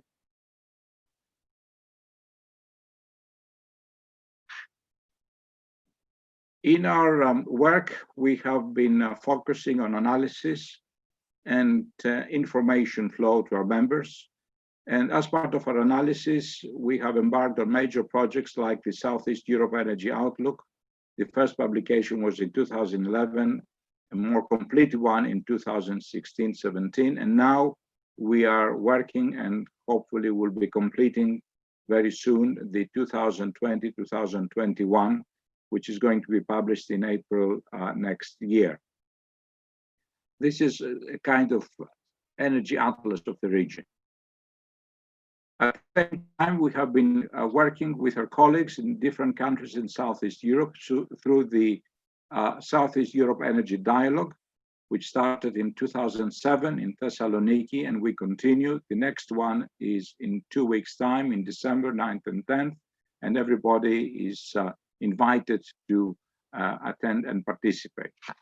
So with Southeast Europe Energy Outlook and the dialogue, we are constantly moving around Southeast Europe, connecting people and institutions working on energy. Let us have a look on the actual figures in our area. So we see in terms of gross inland consumption, what's happening in 2008 and 2018. We have the solid fuels, which play very, very prominently, and in fact, their share has diminished somewhat between 2008 and 2018. At the same time, we have natural gas, which has almost the same input. And we have nuclear, which you see the 5% in 2008 has gone smaller to 4% in 2018. And of course, renewables, which has increased over the last 10 years. So this is the gross inland consumption that we're talking about, the total energy consumed in the 15 countries of the region, including Turkey. Now, if we go to the power generation mix, we see here that nuclear, the share of nuclear is much higher, especially if we take Turkey out, the share goes to about 16%. With Turkey, it is 8%. But if we take Turkey out from the electricity generation, the share rises to 16%. So nuclear is very important for power generation in Southeast Europe, even at its present state, and I will explain that later. If we take a look on the overall energy issues in our area, we'll see that there's a marked divergence between EU and Southeast EU energy strategies. It has to do with decarbonization. It has to do with high hydrocarbon dependence. It has to do with inadequate electricity and gas interconnections. It has to do with coal, which plays a very important role for power generation in several countries in the region. It has to do with renewable energy growth, which is not that fast as in other parts of Europe. And it has to do with nuclear, which it remains a viable option, but I would say an option which is not much discussed about. And therefore, today's seminar, I think, is very important because it brings the importance of nuclear energy on the table. So what's happening as far as energy consumption and what is going to happen in the future.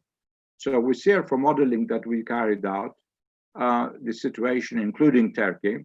We see that just putting Turkey on the map, the energy demand over the next few years actually rises. If we take Turkey off the map, we see a rather flat landscape in terms of energy consumption. And this is understandable because the countries in the region will be moving towards a different energy model, with energy efficiency playing an important part in this process, but also because of demographics.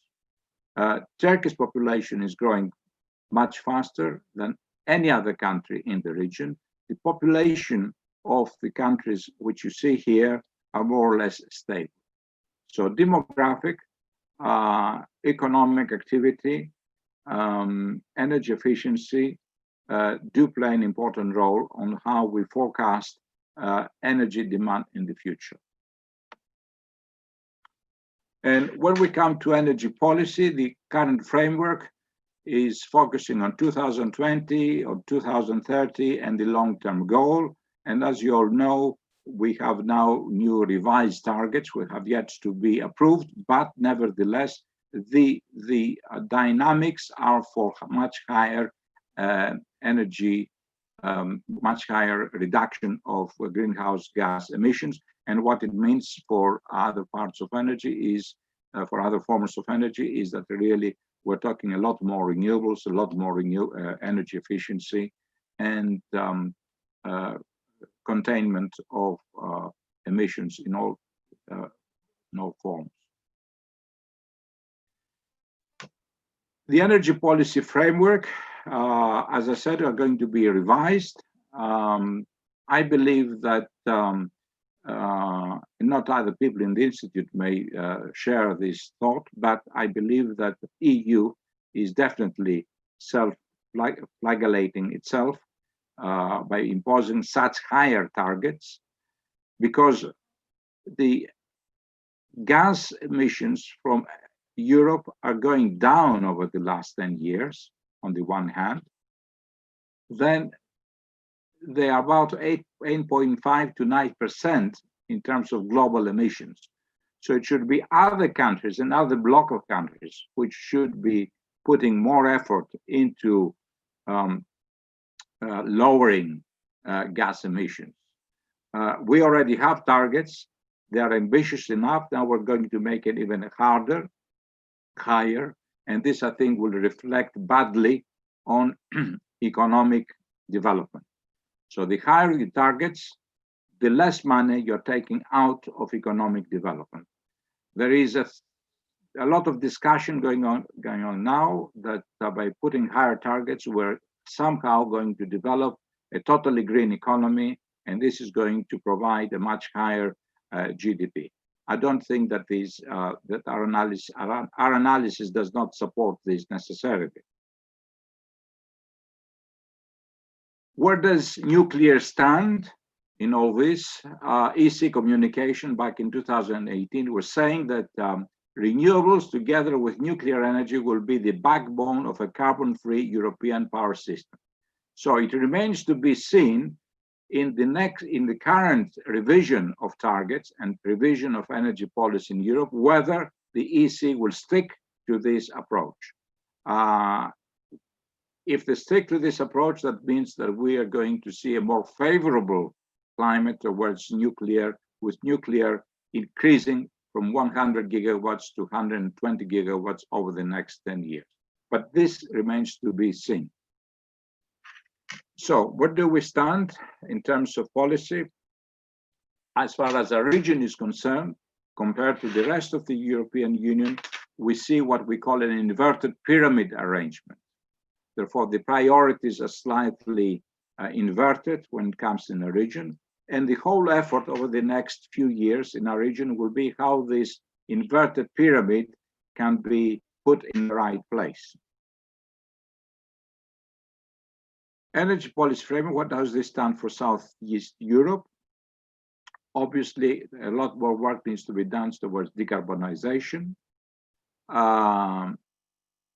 And against this, or in opposition to this approach, we have the continuing exploitation of abundant indigenous coal resources in the region, because most of the countries in the region have a lot adequate, abundant, and low-cost coal resources, and they are determined to use them to produce electricity still at relatively low cost, because in most of the countries, emission costs have not started figuring in the overall electricity price.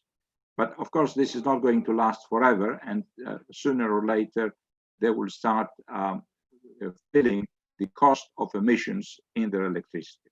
So this is a temporary situation, but nevertheless, it's here. Overall, we predict that we're going to have a shortfall of power generation in our region, because until now, our region has been net electricity exporters. This is going to change in the next 10 years, unless we have some major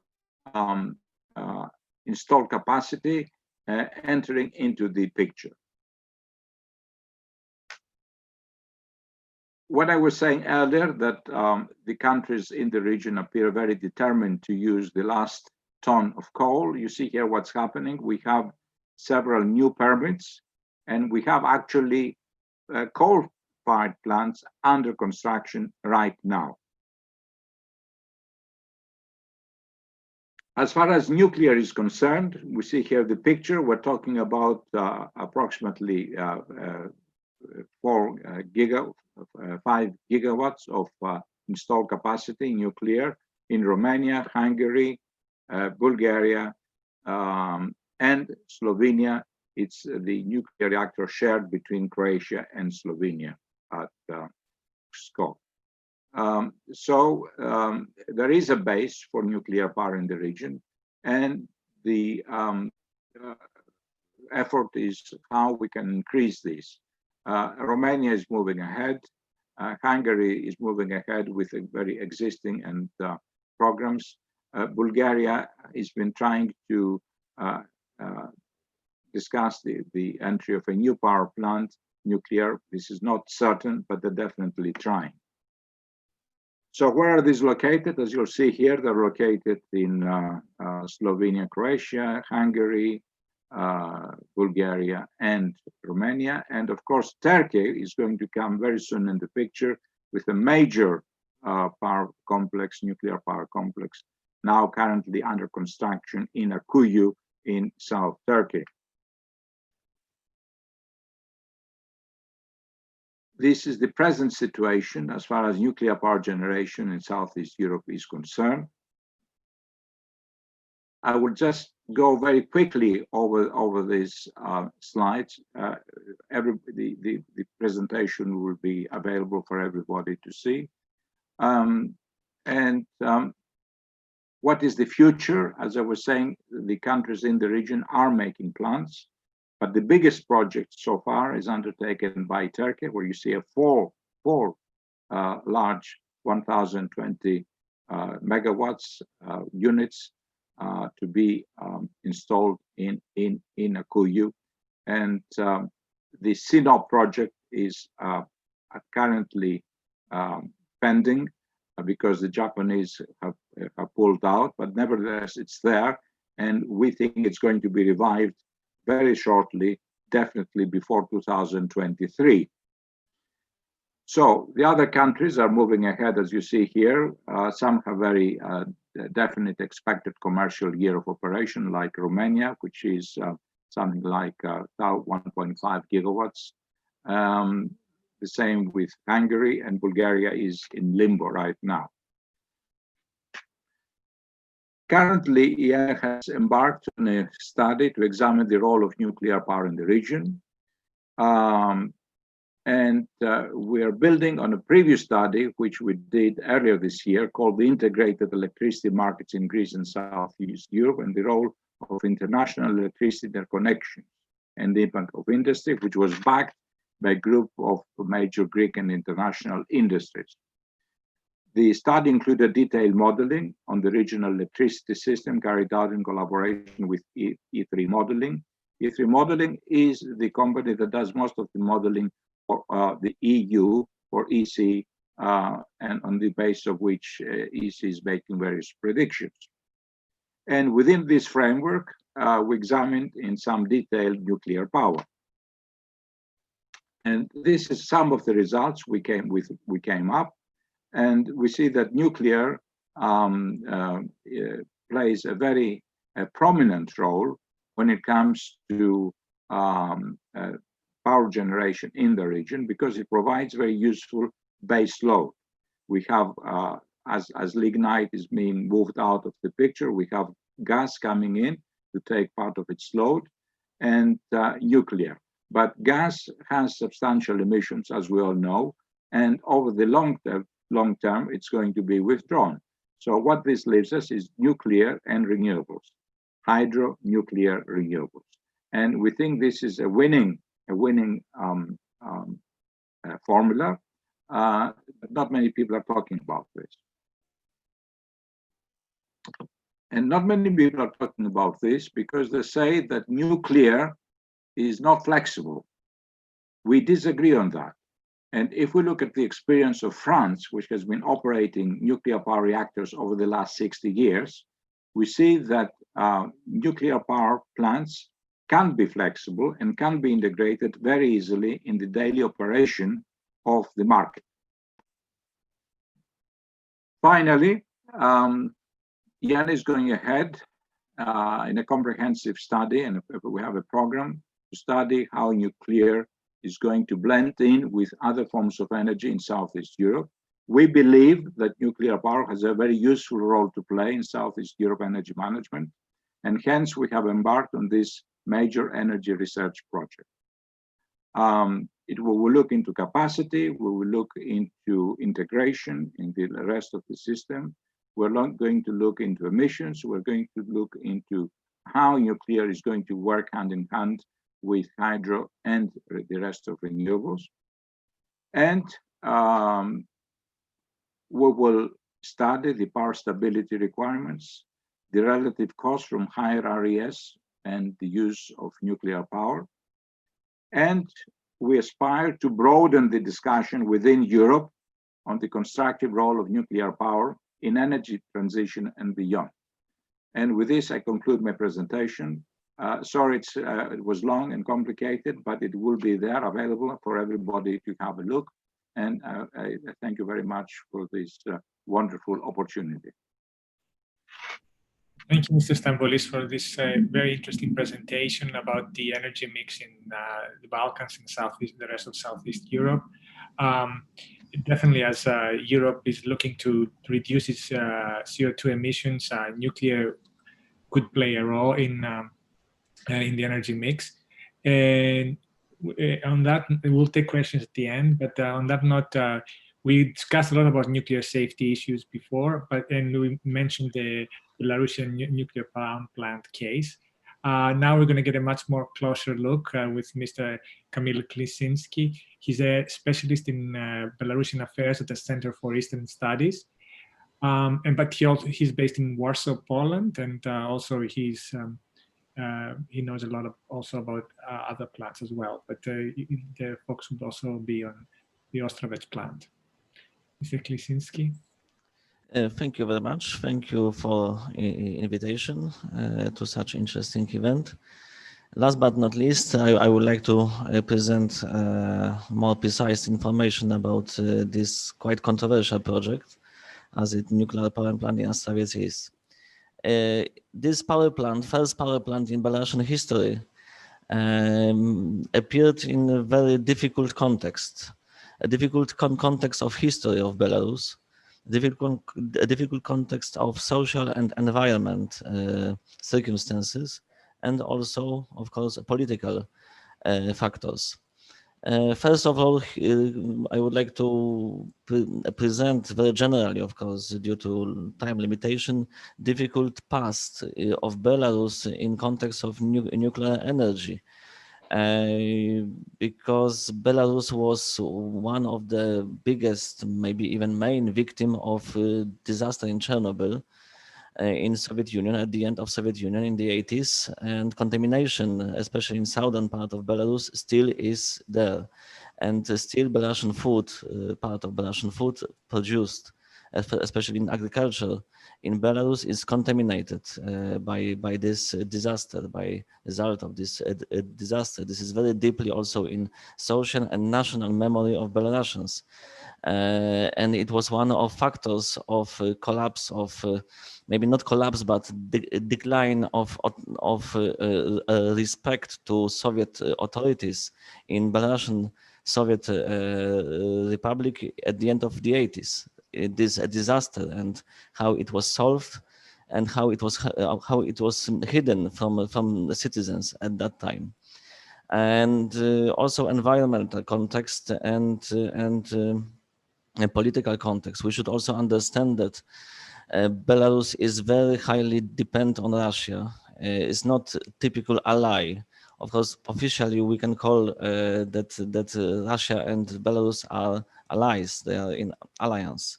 But if you look at the map and compare Russia and Belarus with their potential in many cases, in many spheres, we should understand that there's not normal alliance between such different countries with such different power. And also the location of this investment. It was mentioned several times here, so maybe I don't want to go into details. A location is very controversial. It's not based on scientific reasons. This is a very dangerous place. Looking from a seismological point of view, also there is no enough evidence that it will be safe in case of any catastrophe, in case of any difficulties in functioning. This is also a very controversial location. Looking from a political point of view, only 50 kilometers to Vilnius, to capital of Lithuania, only 30 kilometers to Belarusian-Lithuanian border. So location of this NPP is also a source of many emotions, many conflicts, many controversies. Very important factor, if we would like to explain how it was done, it's choice of contractor. Choice of contractor initially, when Belarusian authorities, despite all those all this set heritage memories with Chernobyl, when they decided to have nuclear power plant, they announced open tender. It was very initial stage. It was in 2011, 2010. They announced open tender. Even in 2008, where was first information about that, and many companies were interested in building this new object in Central Eastern Europe, in Astraviec. Also Westinghouse, Toshiba, French Areva, and of course Rosatom Stroy Export, Russian company. But in a progress of this process of a preparation to tender, it turned out that there is only one contractor without any open, transparent procedure. It is of course Russian contractor. This decision was made out of any international standards of tenders, of procedures of choice. It was purely a political decision connected to all this complex of relations between Moscow and Minsk in context of dependency, which I mentioned, which is between Belarus and Russia, especially from Belarusian side. In my earlier presentations, I was saying that the schedule of building of this NPP is ambitious, but still realistic. Now we are after opening of first block of this nuclear power plant. It happened on the 7th of November, anniversary of October Revolution, which is still very important celebration in Belarus, in Belarusian memories policy. but this is of course a different subject. And after this opening, after this ceremony, I should change this point of my presentation, that schedule was ambitious and not still, but realistic. Unfortunately for this investment and safety in the region was realistic. Within several years, starting from 2012, when construction has started, Belarusian authorities achieved, of course, with Russian contractor Rosatomstroyexport, achieved this investment.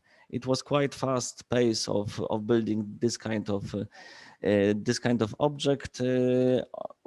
Also looking from a point of view of preparation of Belarus, their organizational and technical culture, they weren't prepared enough to this investment. They used mostly Russian specialists, but of course many companies were local, were Belarusian, and the quality of their work is also under question mark. Of course, I don't want to decline everything what was done there. I also visited this object last year, in one year before, but not everything, softly speaking, was done at excellent level. Maybe some technical parameters of this investment: 2 nuclear units with a capacity of 1,000 of megawatts. It will be power. It will be capacity of this object. Project is based on new generation power plant technology, of course, Russian technology. If contractor is from Russia, it's obvious that technology is Russian. This is AES 2006. Reactor WWER 1200 generation 3+, and fuel, of course, also Russian fuel, low enriched uranium U-235.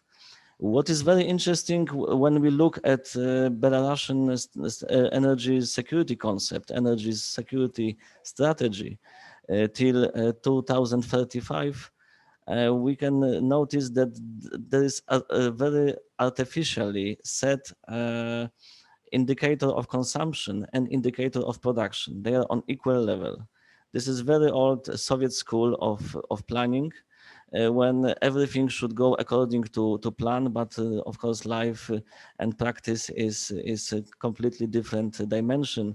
But in this strategy is reflected on the plan, on the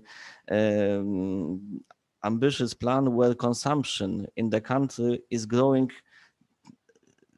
in very idealistic way, together, completely neck to neck, together with production. In this way, Belarusian authorities were hidden main problem, main challenge, which is connected with this nuclear power plant. This is surplus of energy, because nowadays, more than 90% of electricity in Belarus is produced from gas, from burning gas stations. Of course, gas comes from Russia. Russia is a monopolist as a supplier of gas for Belarus. So now when we look maybe in more realistic way into Belarusian structure and energy mix, which they have now, there is a very big problem how to switch smoothly, effectively switch the energy system from burning gas, from this gas production, to consumption of energy, which will come maybe not this year, because this year everything is on initial stage, but next year and several years after, how to absorb additional energy from a nuclear power plant in Astrovets. This challenge, this gap, which appeared after launch of power plant in Astrovets, is a result of different orientation of this investment. As it was mentioned, maybe I suppose in one of a previous presentation, one of goals, even one main goal of this investment was export energy to external markets. especially to Baltic countries, to Lithuania, Latvia, maybe Estonia, to Poland as a neighboring country, to Ukraine, and probably to Russia. But Russia wasn't the first market, the first goal of this investment. As we also could learn from presentation of Mr. Minister, Lithuania is not interested, softly speaking, in import of this energy. Latvia is also close nowadays for this direction. Estonia is too far and also is not there. Poland resigned as well from this energy.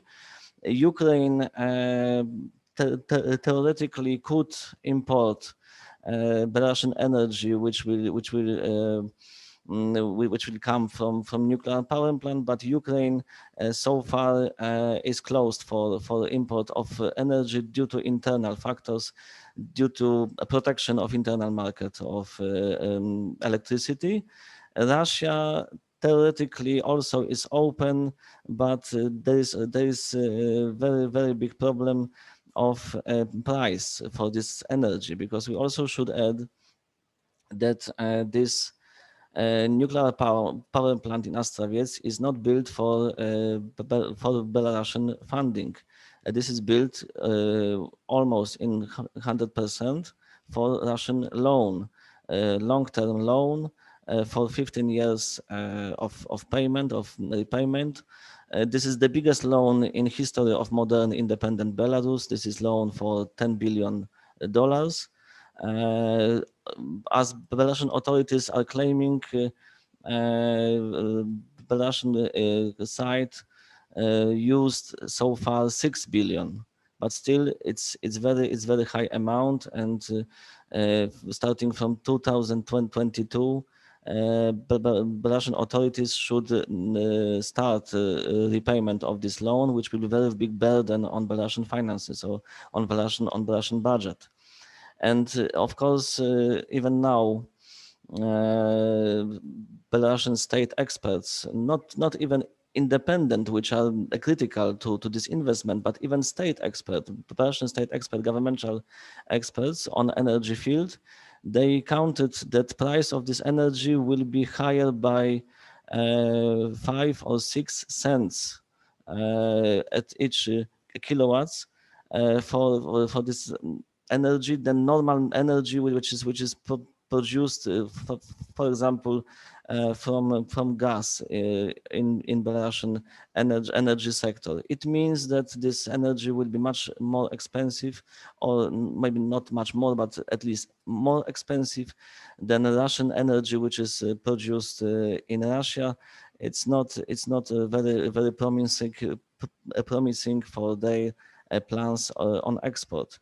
So we are coming back to main challenge for Belarusian authorities, for Belarusian side, what to do with additional energy, what to do with surplus in terms of lack of perspective, space for export.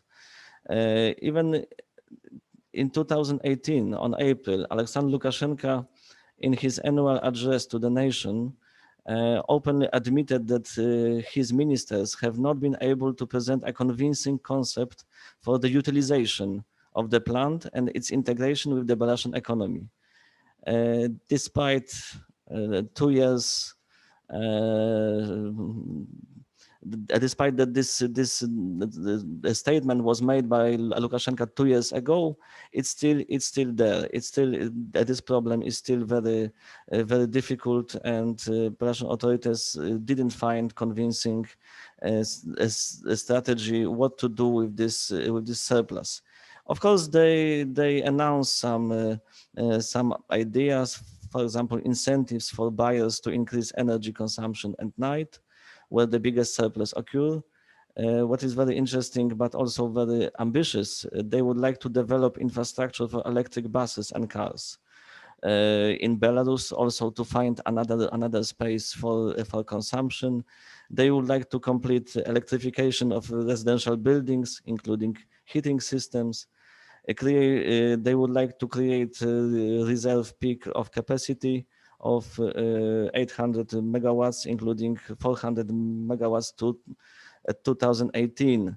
It was planned made 2 years ago, but still there is a problem with this modernization and changes in the energy mix and energy system. So this is this kind of problem, and as was mentioned, one day after launch of first block of nuclear power plant in Astraviec, appeared that equipment is not excellent. As far as I know, it wasn't a reactor; it was additional equipment, some compressors, thermostats, and they failed. Only one day they worked in a good way. They failed, and official statement from Rosatom was that everything is fine. This is very short-term break of our work. Equipment was acquired in Italy, so Italians are guilty, of course, according to the Russian constructor. But don't worry, we'll exchange this ineffective Italian equipment into Russian equipment, and now we have a message from Astraviec, from Russian authorities, that everything was fixed, and the nuclear power plants will start again so far at 40% of its capacity. In next year, Belarusian authorities plan to open a second block of this nuclear power plant, what means that full power plant will start next year.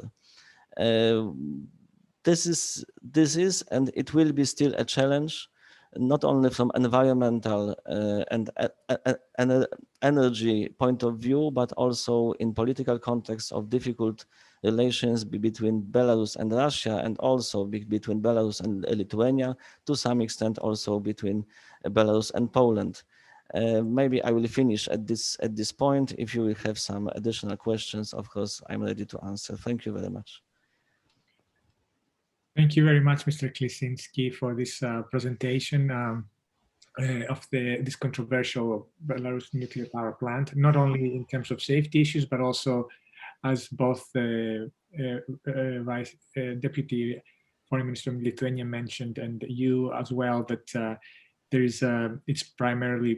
looks like it's primarily for export, and it will be interesting to see who the market would be for this nuclear, and how it would change the whole balance in the region. For example, if you are based in Poland, right? And Poland has no nuclear energy. So is this a possibility to have, to have power from Belarus supplying Poland to help it with decarbonization to meet its energy needs? This is a question to me. Yes? Yeah. Okay. Belarusian authorities tried within many years to convince us that this electricity, this is what we need, or this is not just what we need. And there was several attempts on a very different levels to convince Polish authorities, but we was quite skeptical towards this investment. We also think that nuclear power plant in Astraviec is not excellent investment, not excellent construction. Softly speaking, there is a lot of questions. We don't stay on such strict position that we deny Belarus needs to have nuclear energy. Of course, this is independent country, and they can decide also about their energy mix independently. But the way how they did it, how they constructed, and first of all, lack of transparency of this investment, of relations between authorities and Russian constructor in whole context of Belarusian and Russian political relations, influenced our position. It became more skeptical. So decision was no. We are not interested, and even infrastructure, which was in very, very bad condition, which needed to be modernized. I mean, energy bridge between Poland and Belarus was dismantled 2 years ago, if I'm not wrong, or even 3 years ago.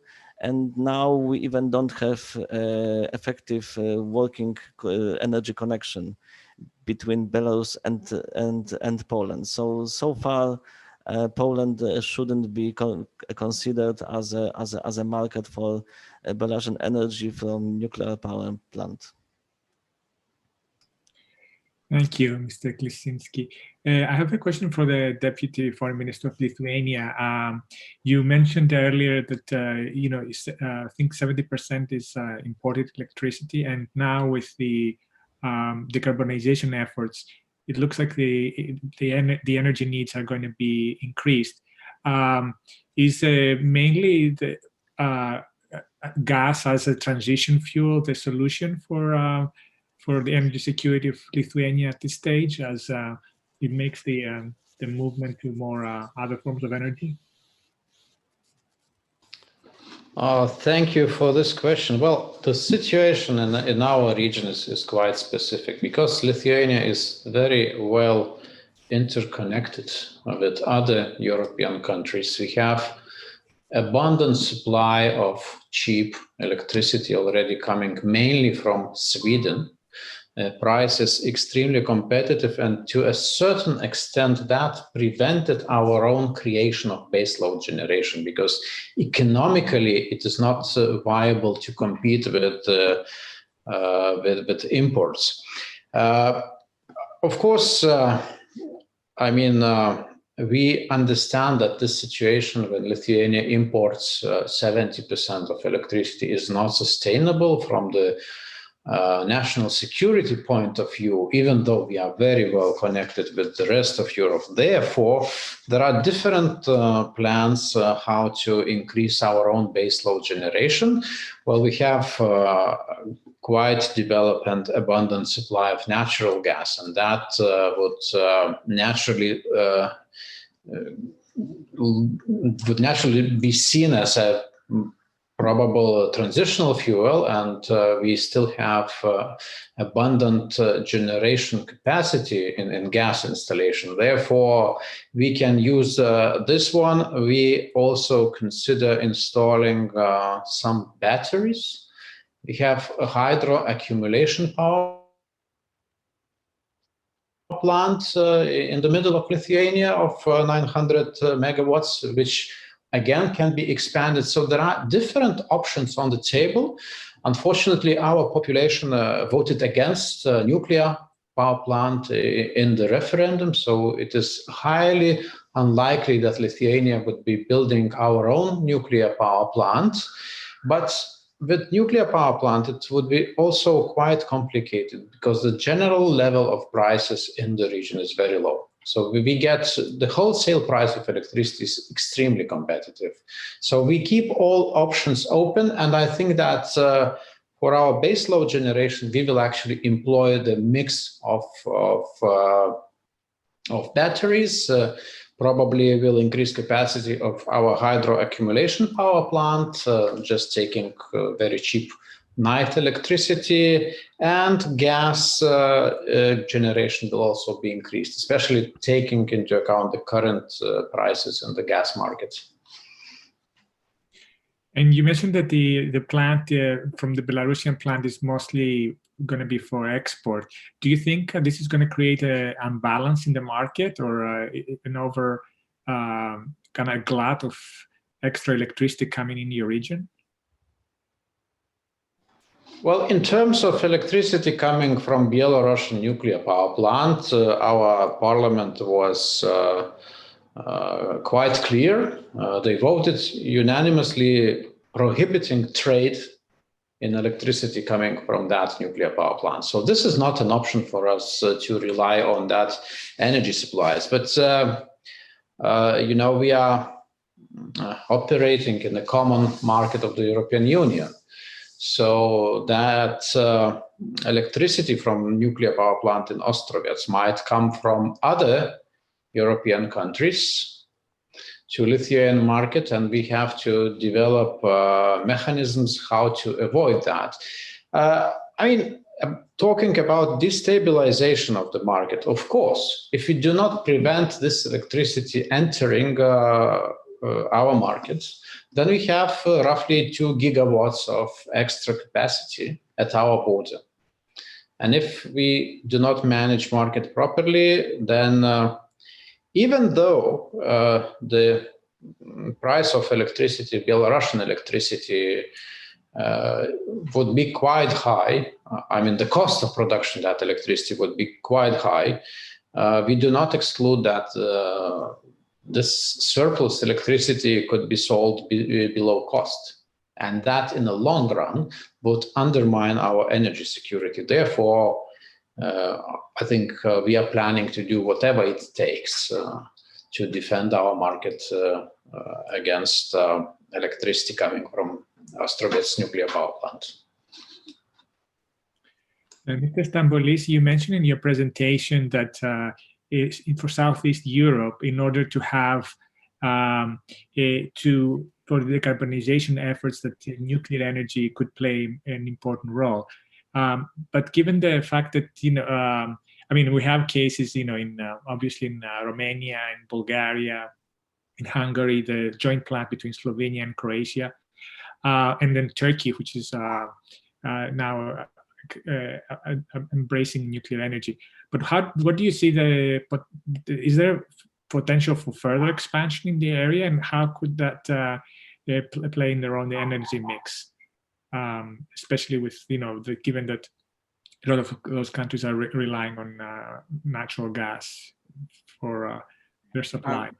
Yes, thank you very much for your question. We do not foresee any entirely new projects coming up in the market. I think nuclear generation expansion will take place from the countries already involved, which the ones you mentioned. At least with the present EU policy environment. If EU policy turns more positive towards nuclear, then we cannot exclude the case where other countries in the region will embark on new nuclear power plants, especially with modular, small-scale nuclear power plants coming into the market from 2025 onwards. And I refer here to the UK project to be run by Rolls-Royce, which foresees the construction of small scale, I mean, we're talking about 200, 300, 400 megawatts most nuclear plants, which will bring the cost down and will also encompass new security parameters, improved security parameters. Therefore, it will make it even safer to use nuclear energy. So, unless we see a switch on EU policy in favor of expanding nuclear power plants or nuclear power, we do not foresee that in a region, at least, we're going to see new initiatives other than the ones developed by countries which already use nuclear power, that is Hungary, Slovenia, Croatia, Romania, Bulgaria, and of course, Turkey. Sorry. Mr. Stambolis, you're speaking on the issue of Southeast Europe.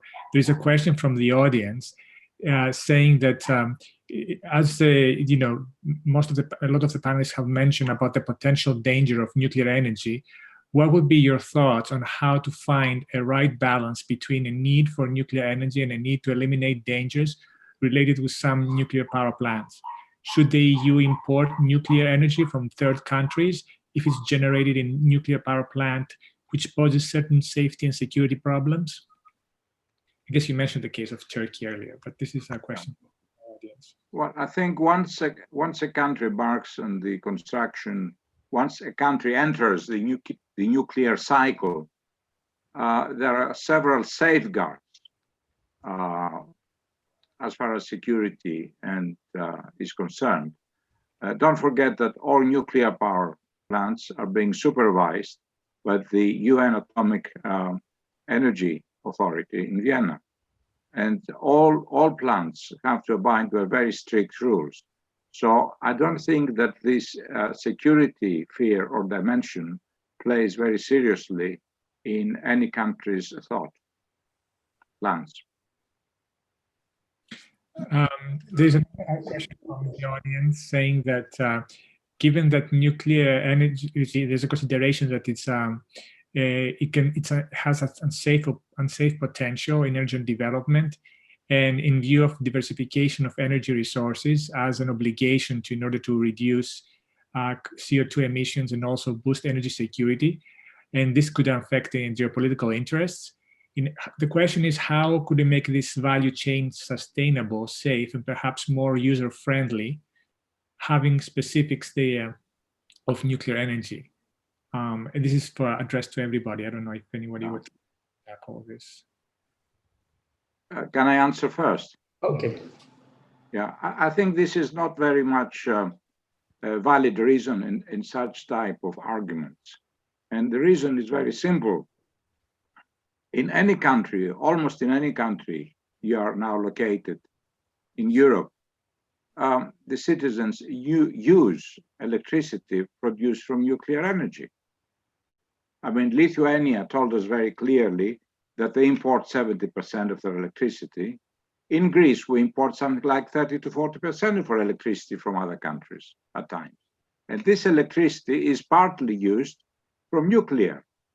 And unless, in our case, Romania and Bulgaria were producing electricity from nuclear, which is low cost, they would not have been able to export this electricity. So either the citizens who worry very much about nuclear, they should stop using electricity altogether, or they should study how the electricity mix is being made and then raise their questions as far as the electricity mix is concerned, rather than nuclear energy in particular.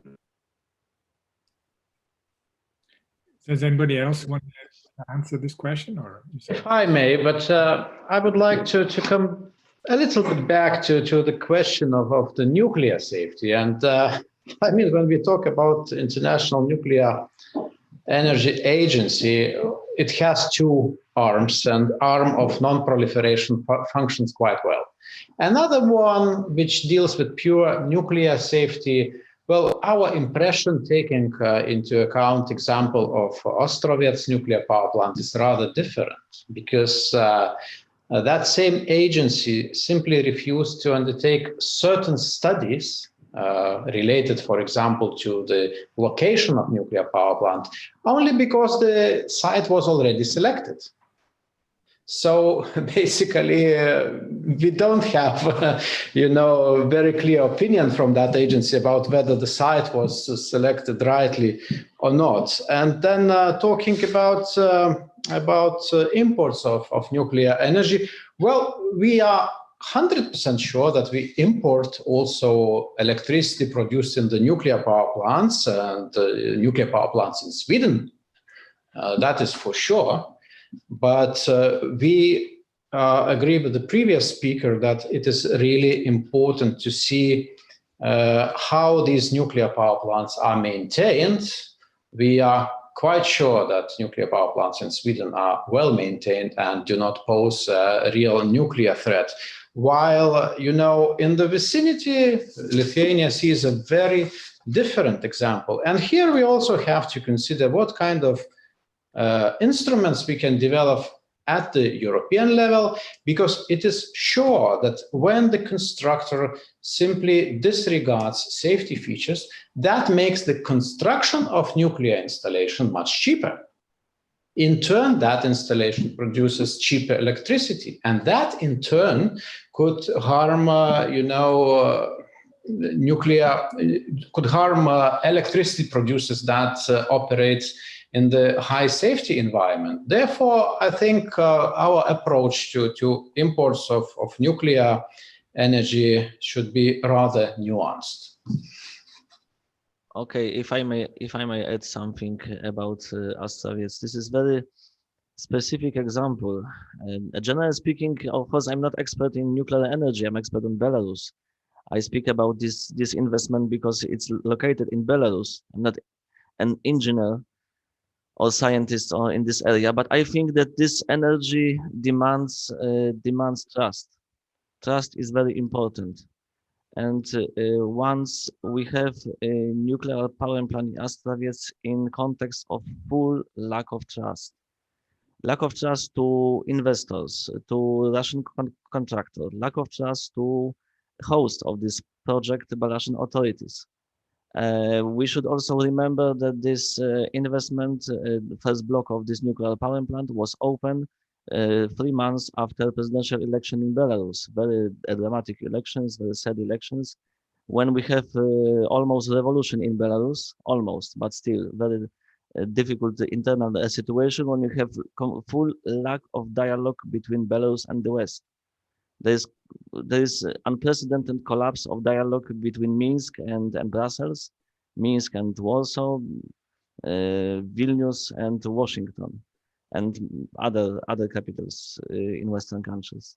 So in this vacuum of trust has started new power plant in Central Eastern Europe. This is very risky situation, and I wouldn't say that it stabilizes a geopolitical situation in our region. Mr. Stambolis, there is, obviously Lithuania is very concerned because the plant is very close to its border, as well of all the other angles from concerning safety and also the situation in Belarus.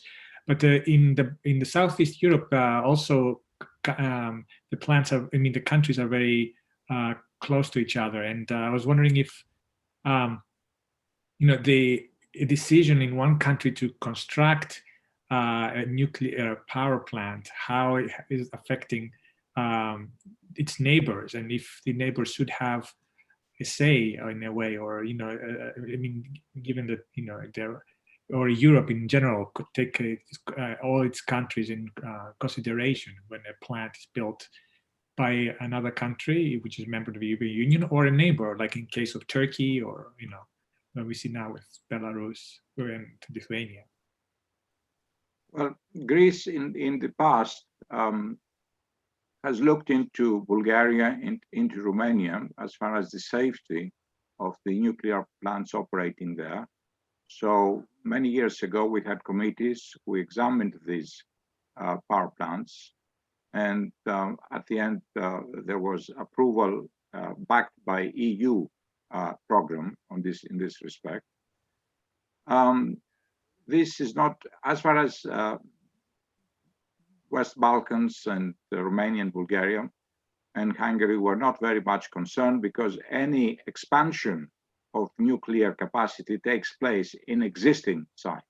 So these countries are not looking elsewhere, another site to build a nuclear plant. And in this respect, I share the views of the Deputy Minister about site location. Yes, if we start the examination from site location, it should be very much high on the list. And of course, I think once a country makes the decision, then the atomic energy is not, I don't think has the authority very much to avert this and go back. So this is an issue.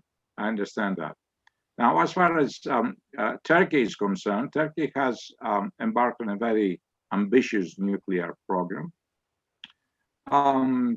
We're talking about 12 gigawatts in the next decade, the 4 or 5 gigawatts of which will come on stream in 2023, 2025. The issue is not so much on location, but the issue is whether Turkey is actually harboring any nuclear ambitions in terms of weapons. This is our main concern.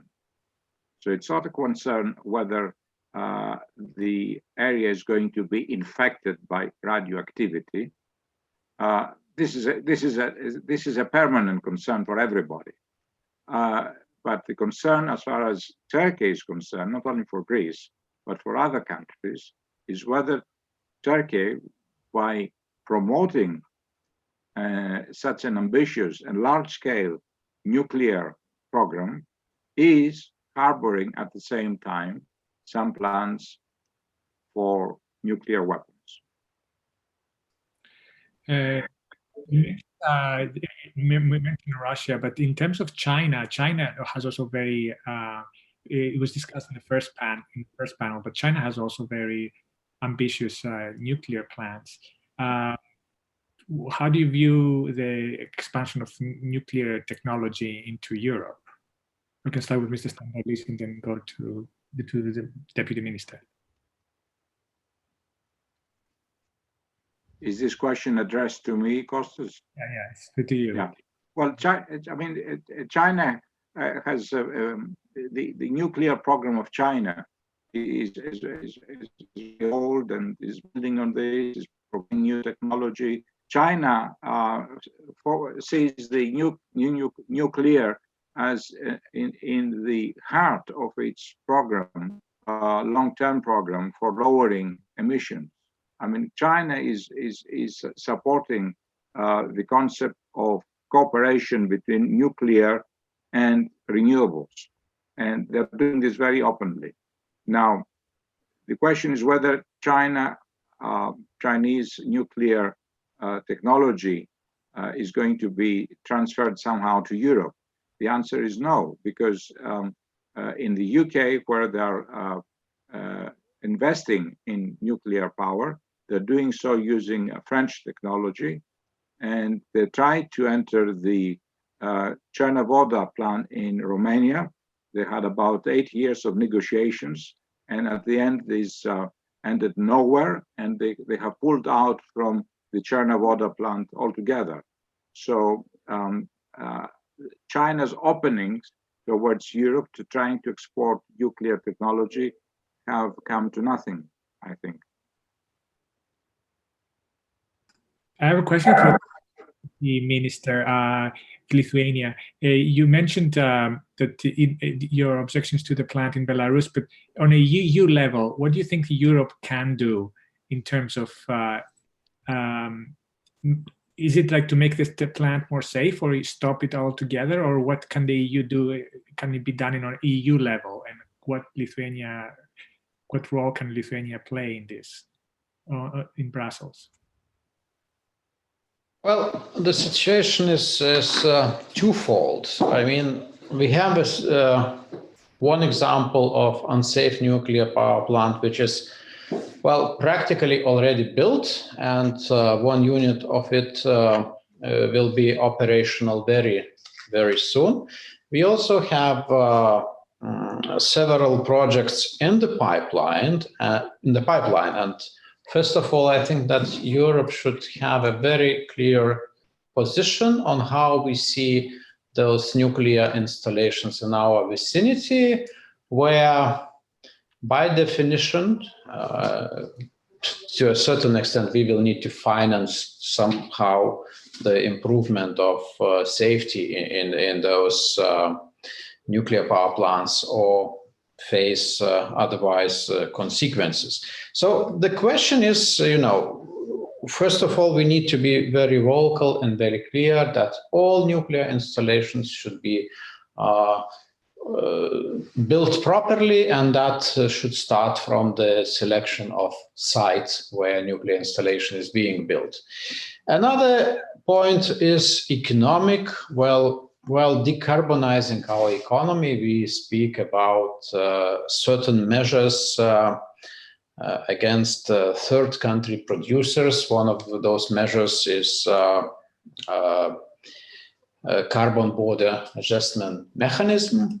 That, of course, relates to the pollution of CO2 in the atmospherics. And if countries do not comply with the Paris Agreement, then the European Union would probably be introducing some kind of tax. We also draw parallel with the nuclear installations here. Of course, they do not emit CO2, and that supposedly is their advantage.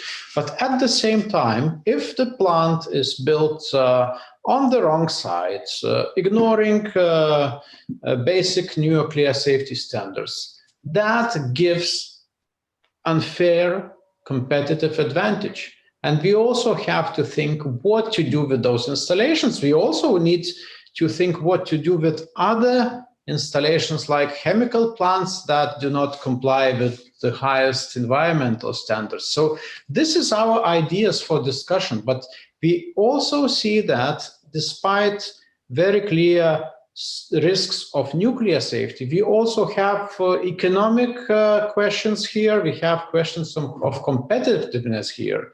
And therefore, it is quite legitimate that our producers in the European Union that comply with the highest environmental and safety standards, they expect from the government to do something when there is an unfair competitor close to our border.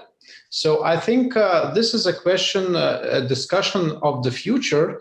But if we want to keep, production in the European Union, having all those very high environmental standards, we also have to think how to ensure level playing fields vis-a-vis third countries.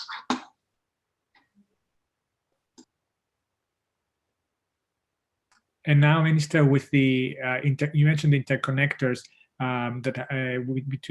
between the Baltic countries and the rest of the European Union.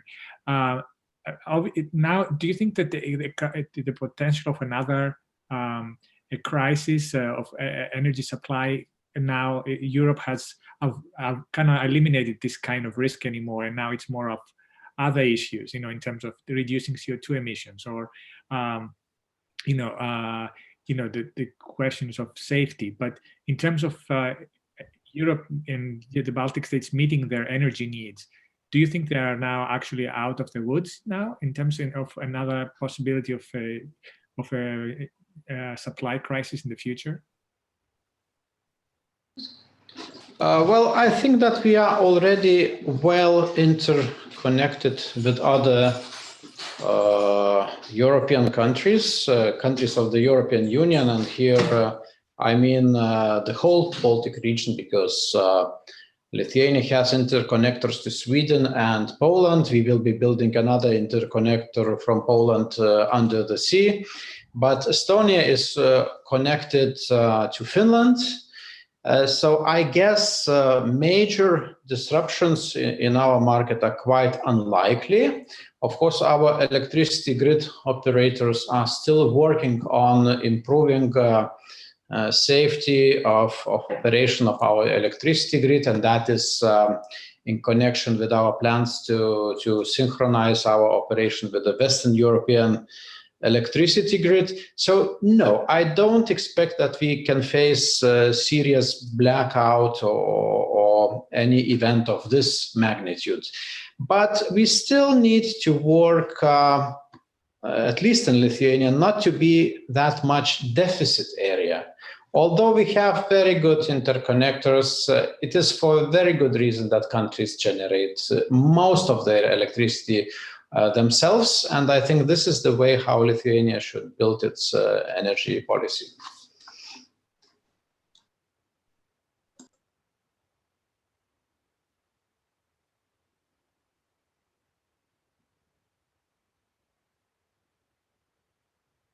As we're wrapping things up, Mr. Panagiotis Faelos, the head of research from ΚΕΔΙΣΑ, has a question.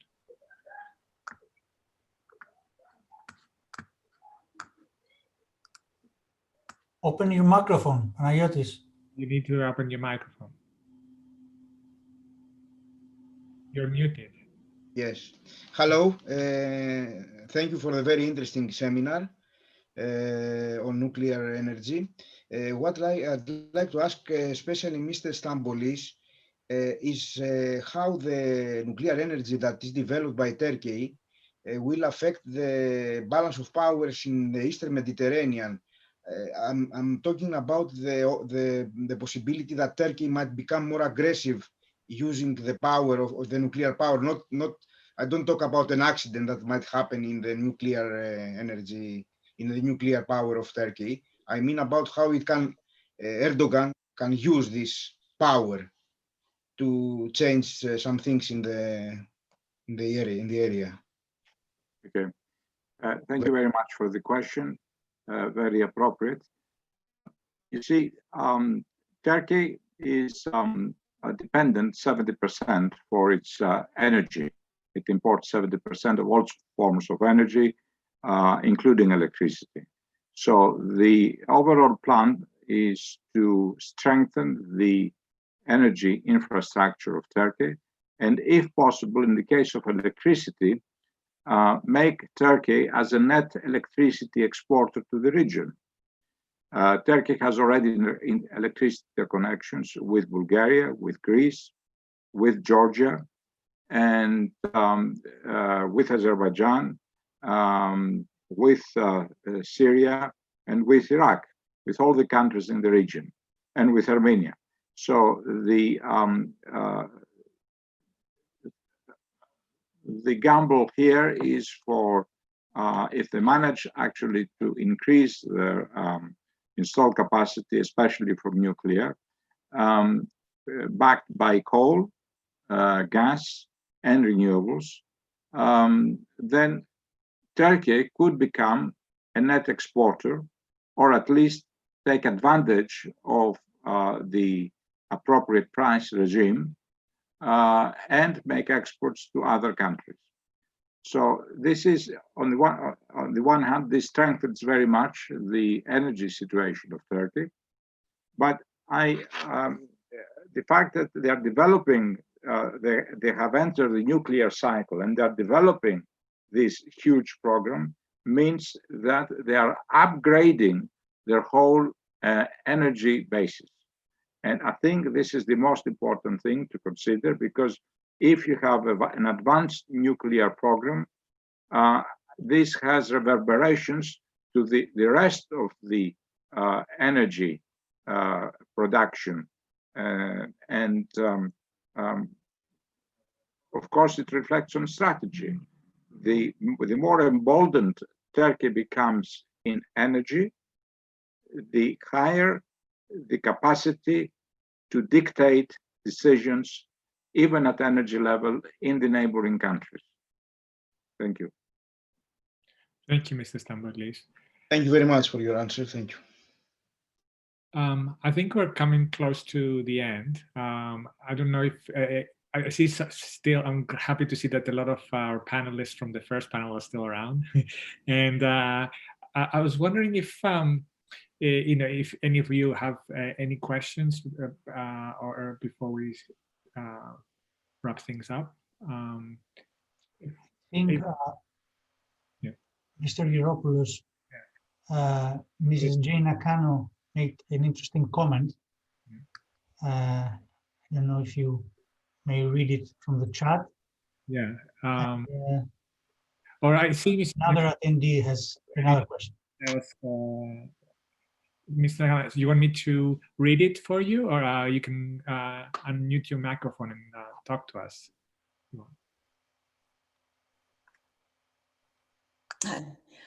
So no, I just wanted to make a comment that just last week, the European Utility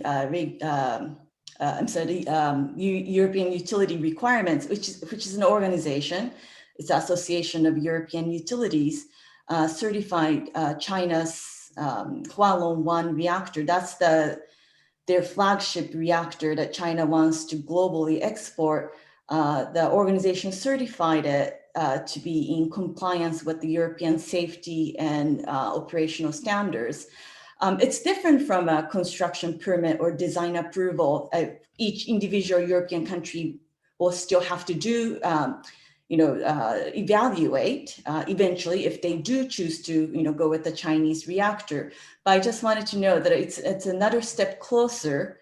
It's another step in China's effort to export the reactor. And it's, for example, in the UK case, I think, Mr. or Dr. Stambulis is absolutely right that currently Chinese are still using the French or investing in the projects that use, the EPR reactor, the French designed. But the ambition is to use the investment leverage eventually to be able to site Chinese design reactor on a European soil.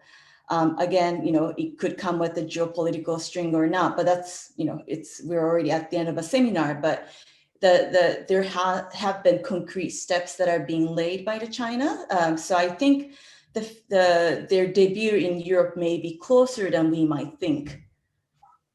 Oh, that's very interesting. And also, I mean, as Mr. Stambulis mentioned, and you mentioned, since some of them come from Chinese loans, that means also, or investments, that means that it gives China a geopolitical edge in Europe as well, in terms of nuclear energy, as since they will be investing in existing plants in Europe. Can I answer that? Yeah, go ahead. You see, China has been very careful right from the start not to insist of using its own technology. China was more involved in European energy in the nuclear part, more as a commercial venture. And of course, participating in a commercial venture, they have equal rights. They can influence decisions, but they can also learn. So I think China's involvement so far in Europe has been welcome in the sense that they are a passive player with all the benefits for both sides. Now, sooner or later, China will, of course, develop an export-oriented nuclear reactor, which will be the culmination of the efforts of many decades, but working together with the French and USA and Russian in the past technologies. So Chinese scientists and engineers have actually picked up the best practice. And I think it would be very interesting to see what they will come up, at the end. I have not the slightest doubt that in about 10 years' time, China will be able to produce a very effective, highly secure, and very cost-competitive nuclear reactor. And of course, this will have to compete with other reactors which are being developed in the UK and in other countries. May I just add a quick comment? China is already invested or involved in the grid system, the power grid system in countries like Portugal and Spain, and if I'm not mistaken, France as well in part. So it's already, familiar with the energy and electricity business. And I think I agree that it's been quite, it's much more about business. The only concern I have is that the way as, China perceives its external environment changing, for example, the way that US-China tension has escalated in the recent years, depending on how China also perceives, but then also how others perceive China's challenge or threat, depending on how you term it, I think nuclear could turn into a tool for geopolitical leverage. Recently, there was a report of the speech that Chinese President Xi Jinping gave to Communist Party meeting in April, where he expressed interest in China creating, making a lot of technology commodities in, for example, in power sector to increase other countries' dependence on China. Now, it's not a bad thing in its own way. Interdependence could generate or reduce tension in international politics. But it's interesting how there has been articulation of potentially these exports to be ways to create dependence on China. And I think in the same speech, President Xi Jinping also mentioned how it could be used to deter, but then also retaliate potential supply or the supply chain cut by countries. I think he probably had the United States in mind. But so I'm just saying that, so far it's been much more about business. But in the future, I think we need to pay very close attention as to how this conversation may evolve into more of a contentious direction. Thank you. Great, Mr. Nakano. Thank you very much. Mr. Geropoulos, I have a quick question to Mr. Klesinski, if I still may. Yeah, of course. Mr. Klesinski, since you're an expert on Belarusian affairs and taking into account what's happening in Belarus now for more than 100 days, should there be change in Belarus? Let's imagine this. Do you think the new government might be more receptive to the concerns of neighboring countries? And also, what kind of incentives we as the European Union might have for Belarus to reconsider their position with respect to the nuclear power plant? Thanks. Very, very interesting question. But first of all, of course, it should appeal new government. So far, it is very well known Alexander Lukashenko, who keeps power and defends himself. I wouldn't say that in excellent way, but quite effectively. There is one trigger, one factor which could change this status.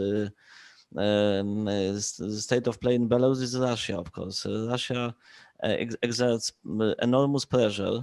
A big part of this pressure is intransparent. It's not visible, but we can read in between lines that Russia expects from Lukashenko to prepare and to launch constitutional reform, and after that, which is completely not in public, but we also understand from many contexts that Russia expects elections, maybe even next year's, and of course elections without Lukashenko.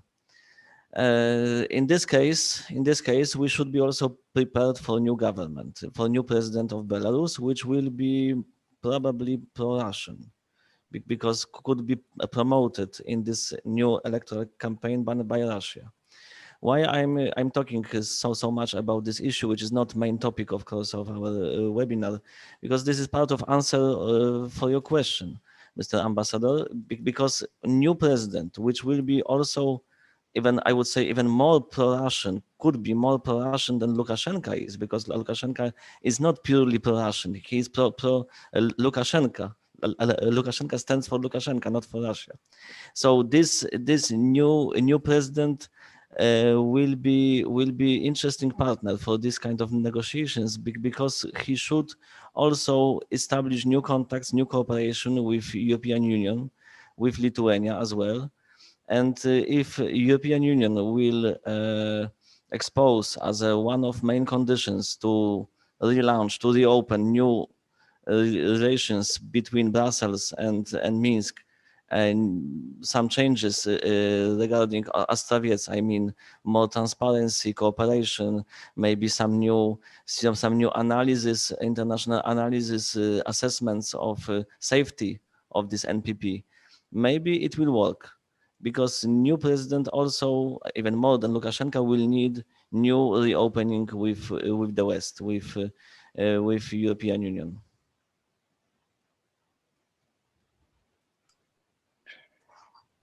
Great. Thank you very much. It was a pleasure moderating this panel, both panels, and I learned a lot of things today, and it was interesting discussion. As a journalist, I think it gave me a lot of story ideas for the future. You know, I can go after you one by one and ask you for a quote. I don't know if anybody else has to make a comment, or otherwise we'll wrap things up, and everybody can watch. The webinar was recorded, and I see that the speakers have shared their presentations. So I think there's a lot of material there for everybody if they want to revisit the discussion. I would like just to thank everybody on behalf of KEDISA, especially His Excellency the Ambassador of the Republic of Lithuania and Greece, for his cooperation, his proposal, and the organization of today's event. Of course, you, Mr. Geropoulos, for the moderation of today's discussion, and our distinguished speakers with their excellent presentations and insightful comments and answers to our questions. And of course, all of the attendees who were more than 100 attended today's webinar. I don't know if Mr. Ambassador would like to say something. Thank you everybody for participating today in the webinar. Thank you. Just very briefly, I would like to join Dr. Banoutsos and ＫΕΔΙΣΑ in organizing this. Actually, we have had much more than 100. We had Yes, much more. And because there was quite a big attendance of viewers on Facebook and YouTube, and it's been recorded. I certainly learned a lot. Nuclear energy is here to stay, obviously. So should our interests in nuclear energy, and to make sure that our interests are not overlooked and not jeopardized. So certainly it will remain a focal point for Lithuania. By the way, as we've been conducting this webinar, Lithuania has a new prime minister just elected by the parliament following the general election that we had a month ago. So nevertheless, this issue will remain as a very important part of the national agenda of Lithuania. I mean, the safety of nuclear energy and all the kind of issues related to this. So it was the first attempt that we organized this webinar here in Athens, in Greece, but certainly we'll continue to raise this issue. Lots of aspects to discuss, and I really very enjoyed the presentations and contributions by our distinguished panelists, and thank you to everybody, and also for all the audience which tuned in for this webinar today. Thank you.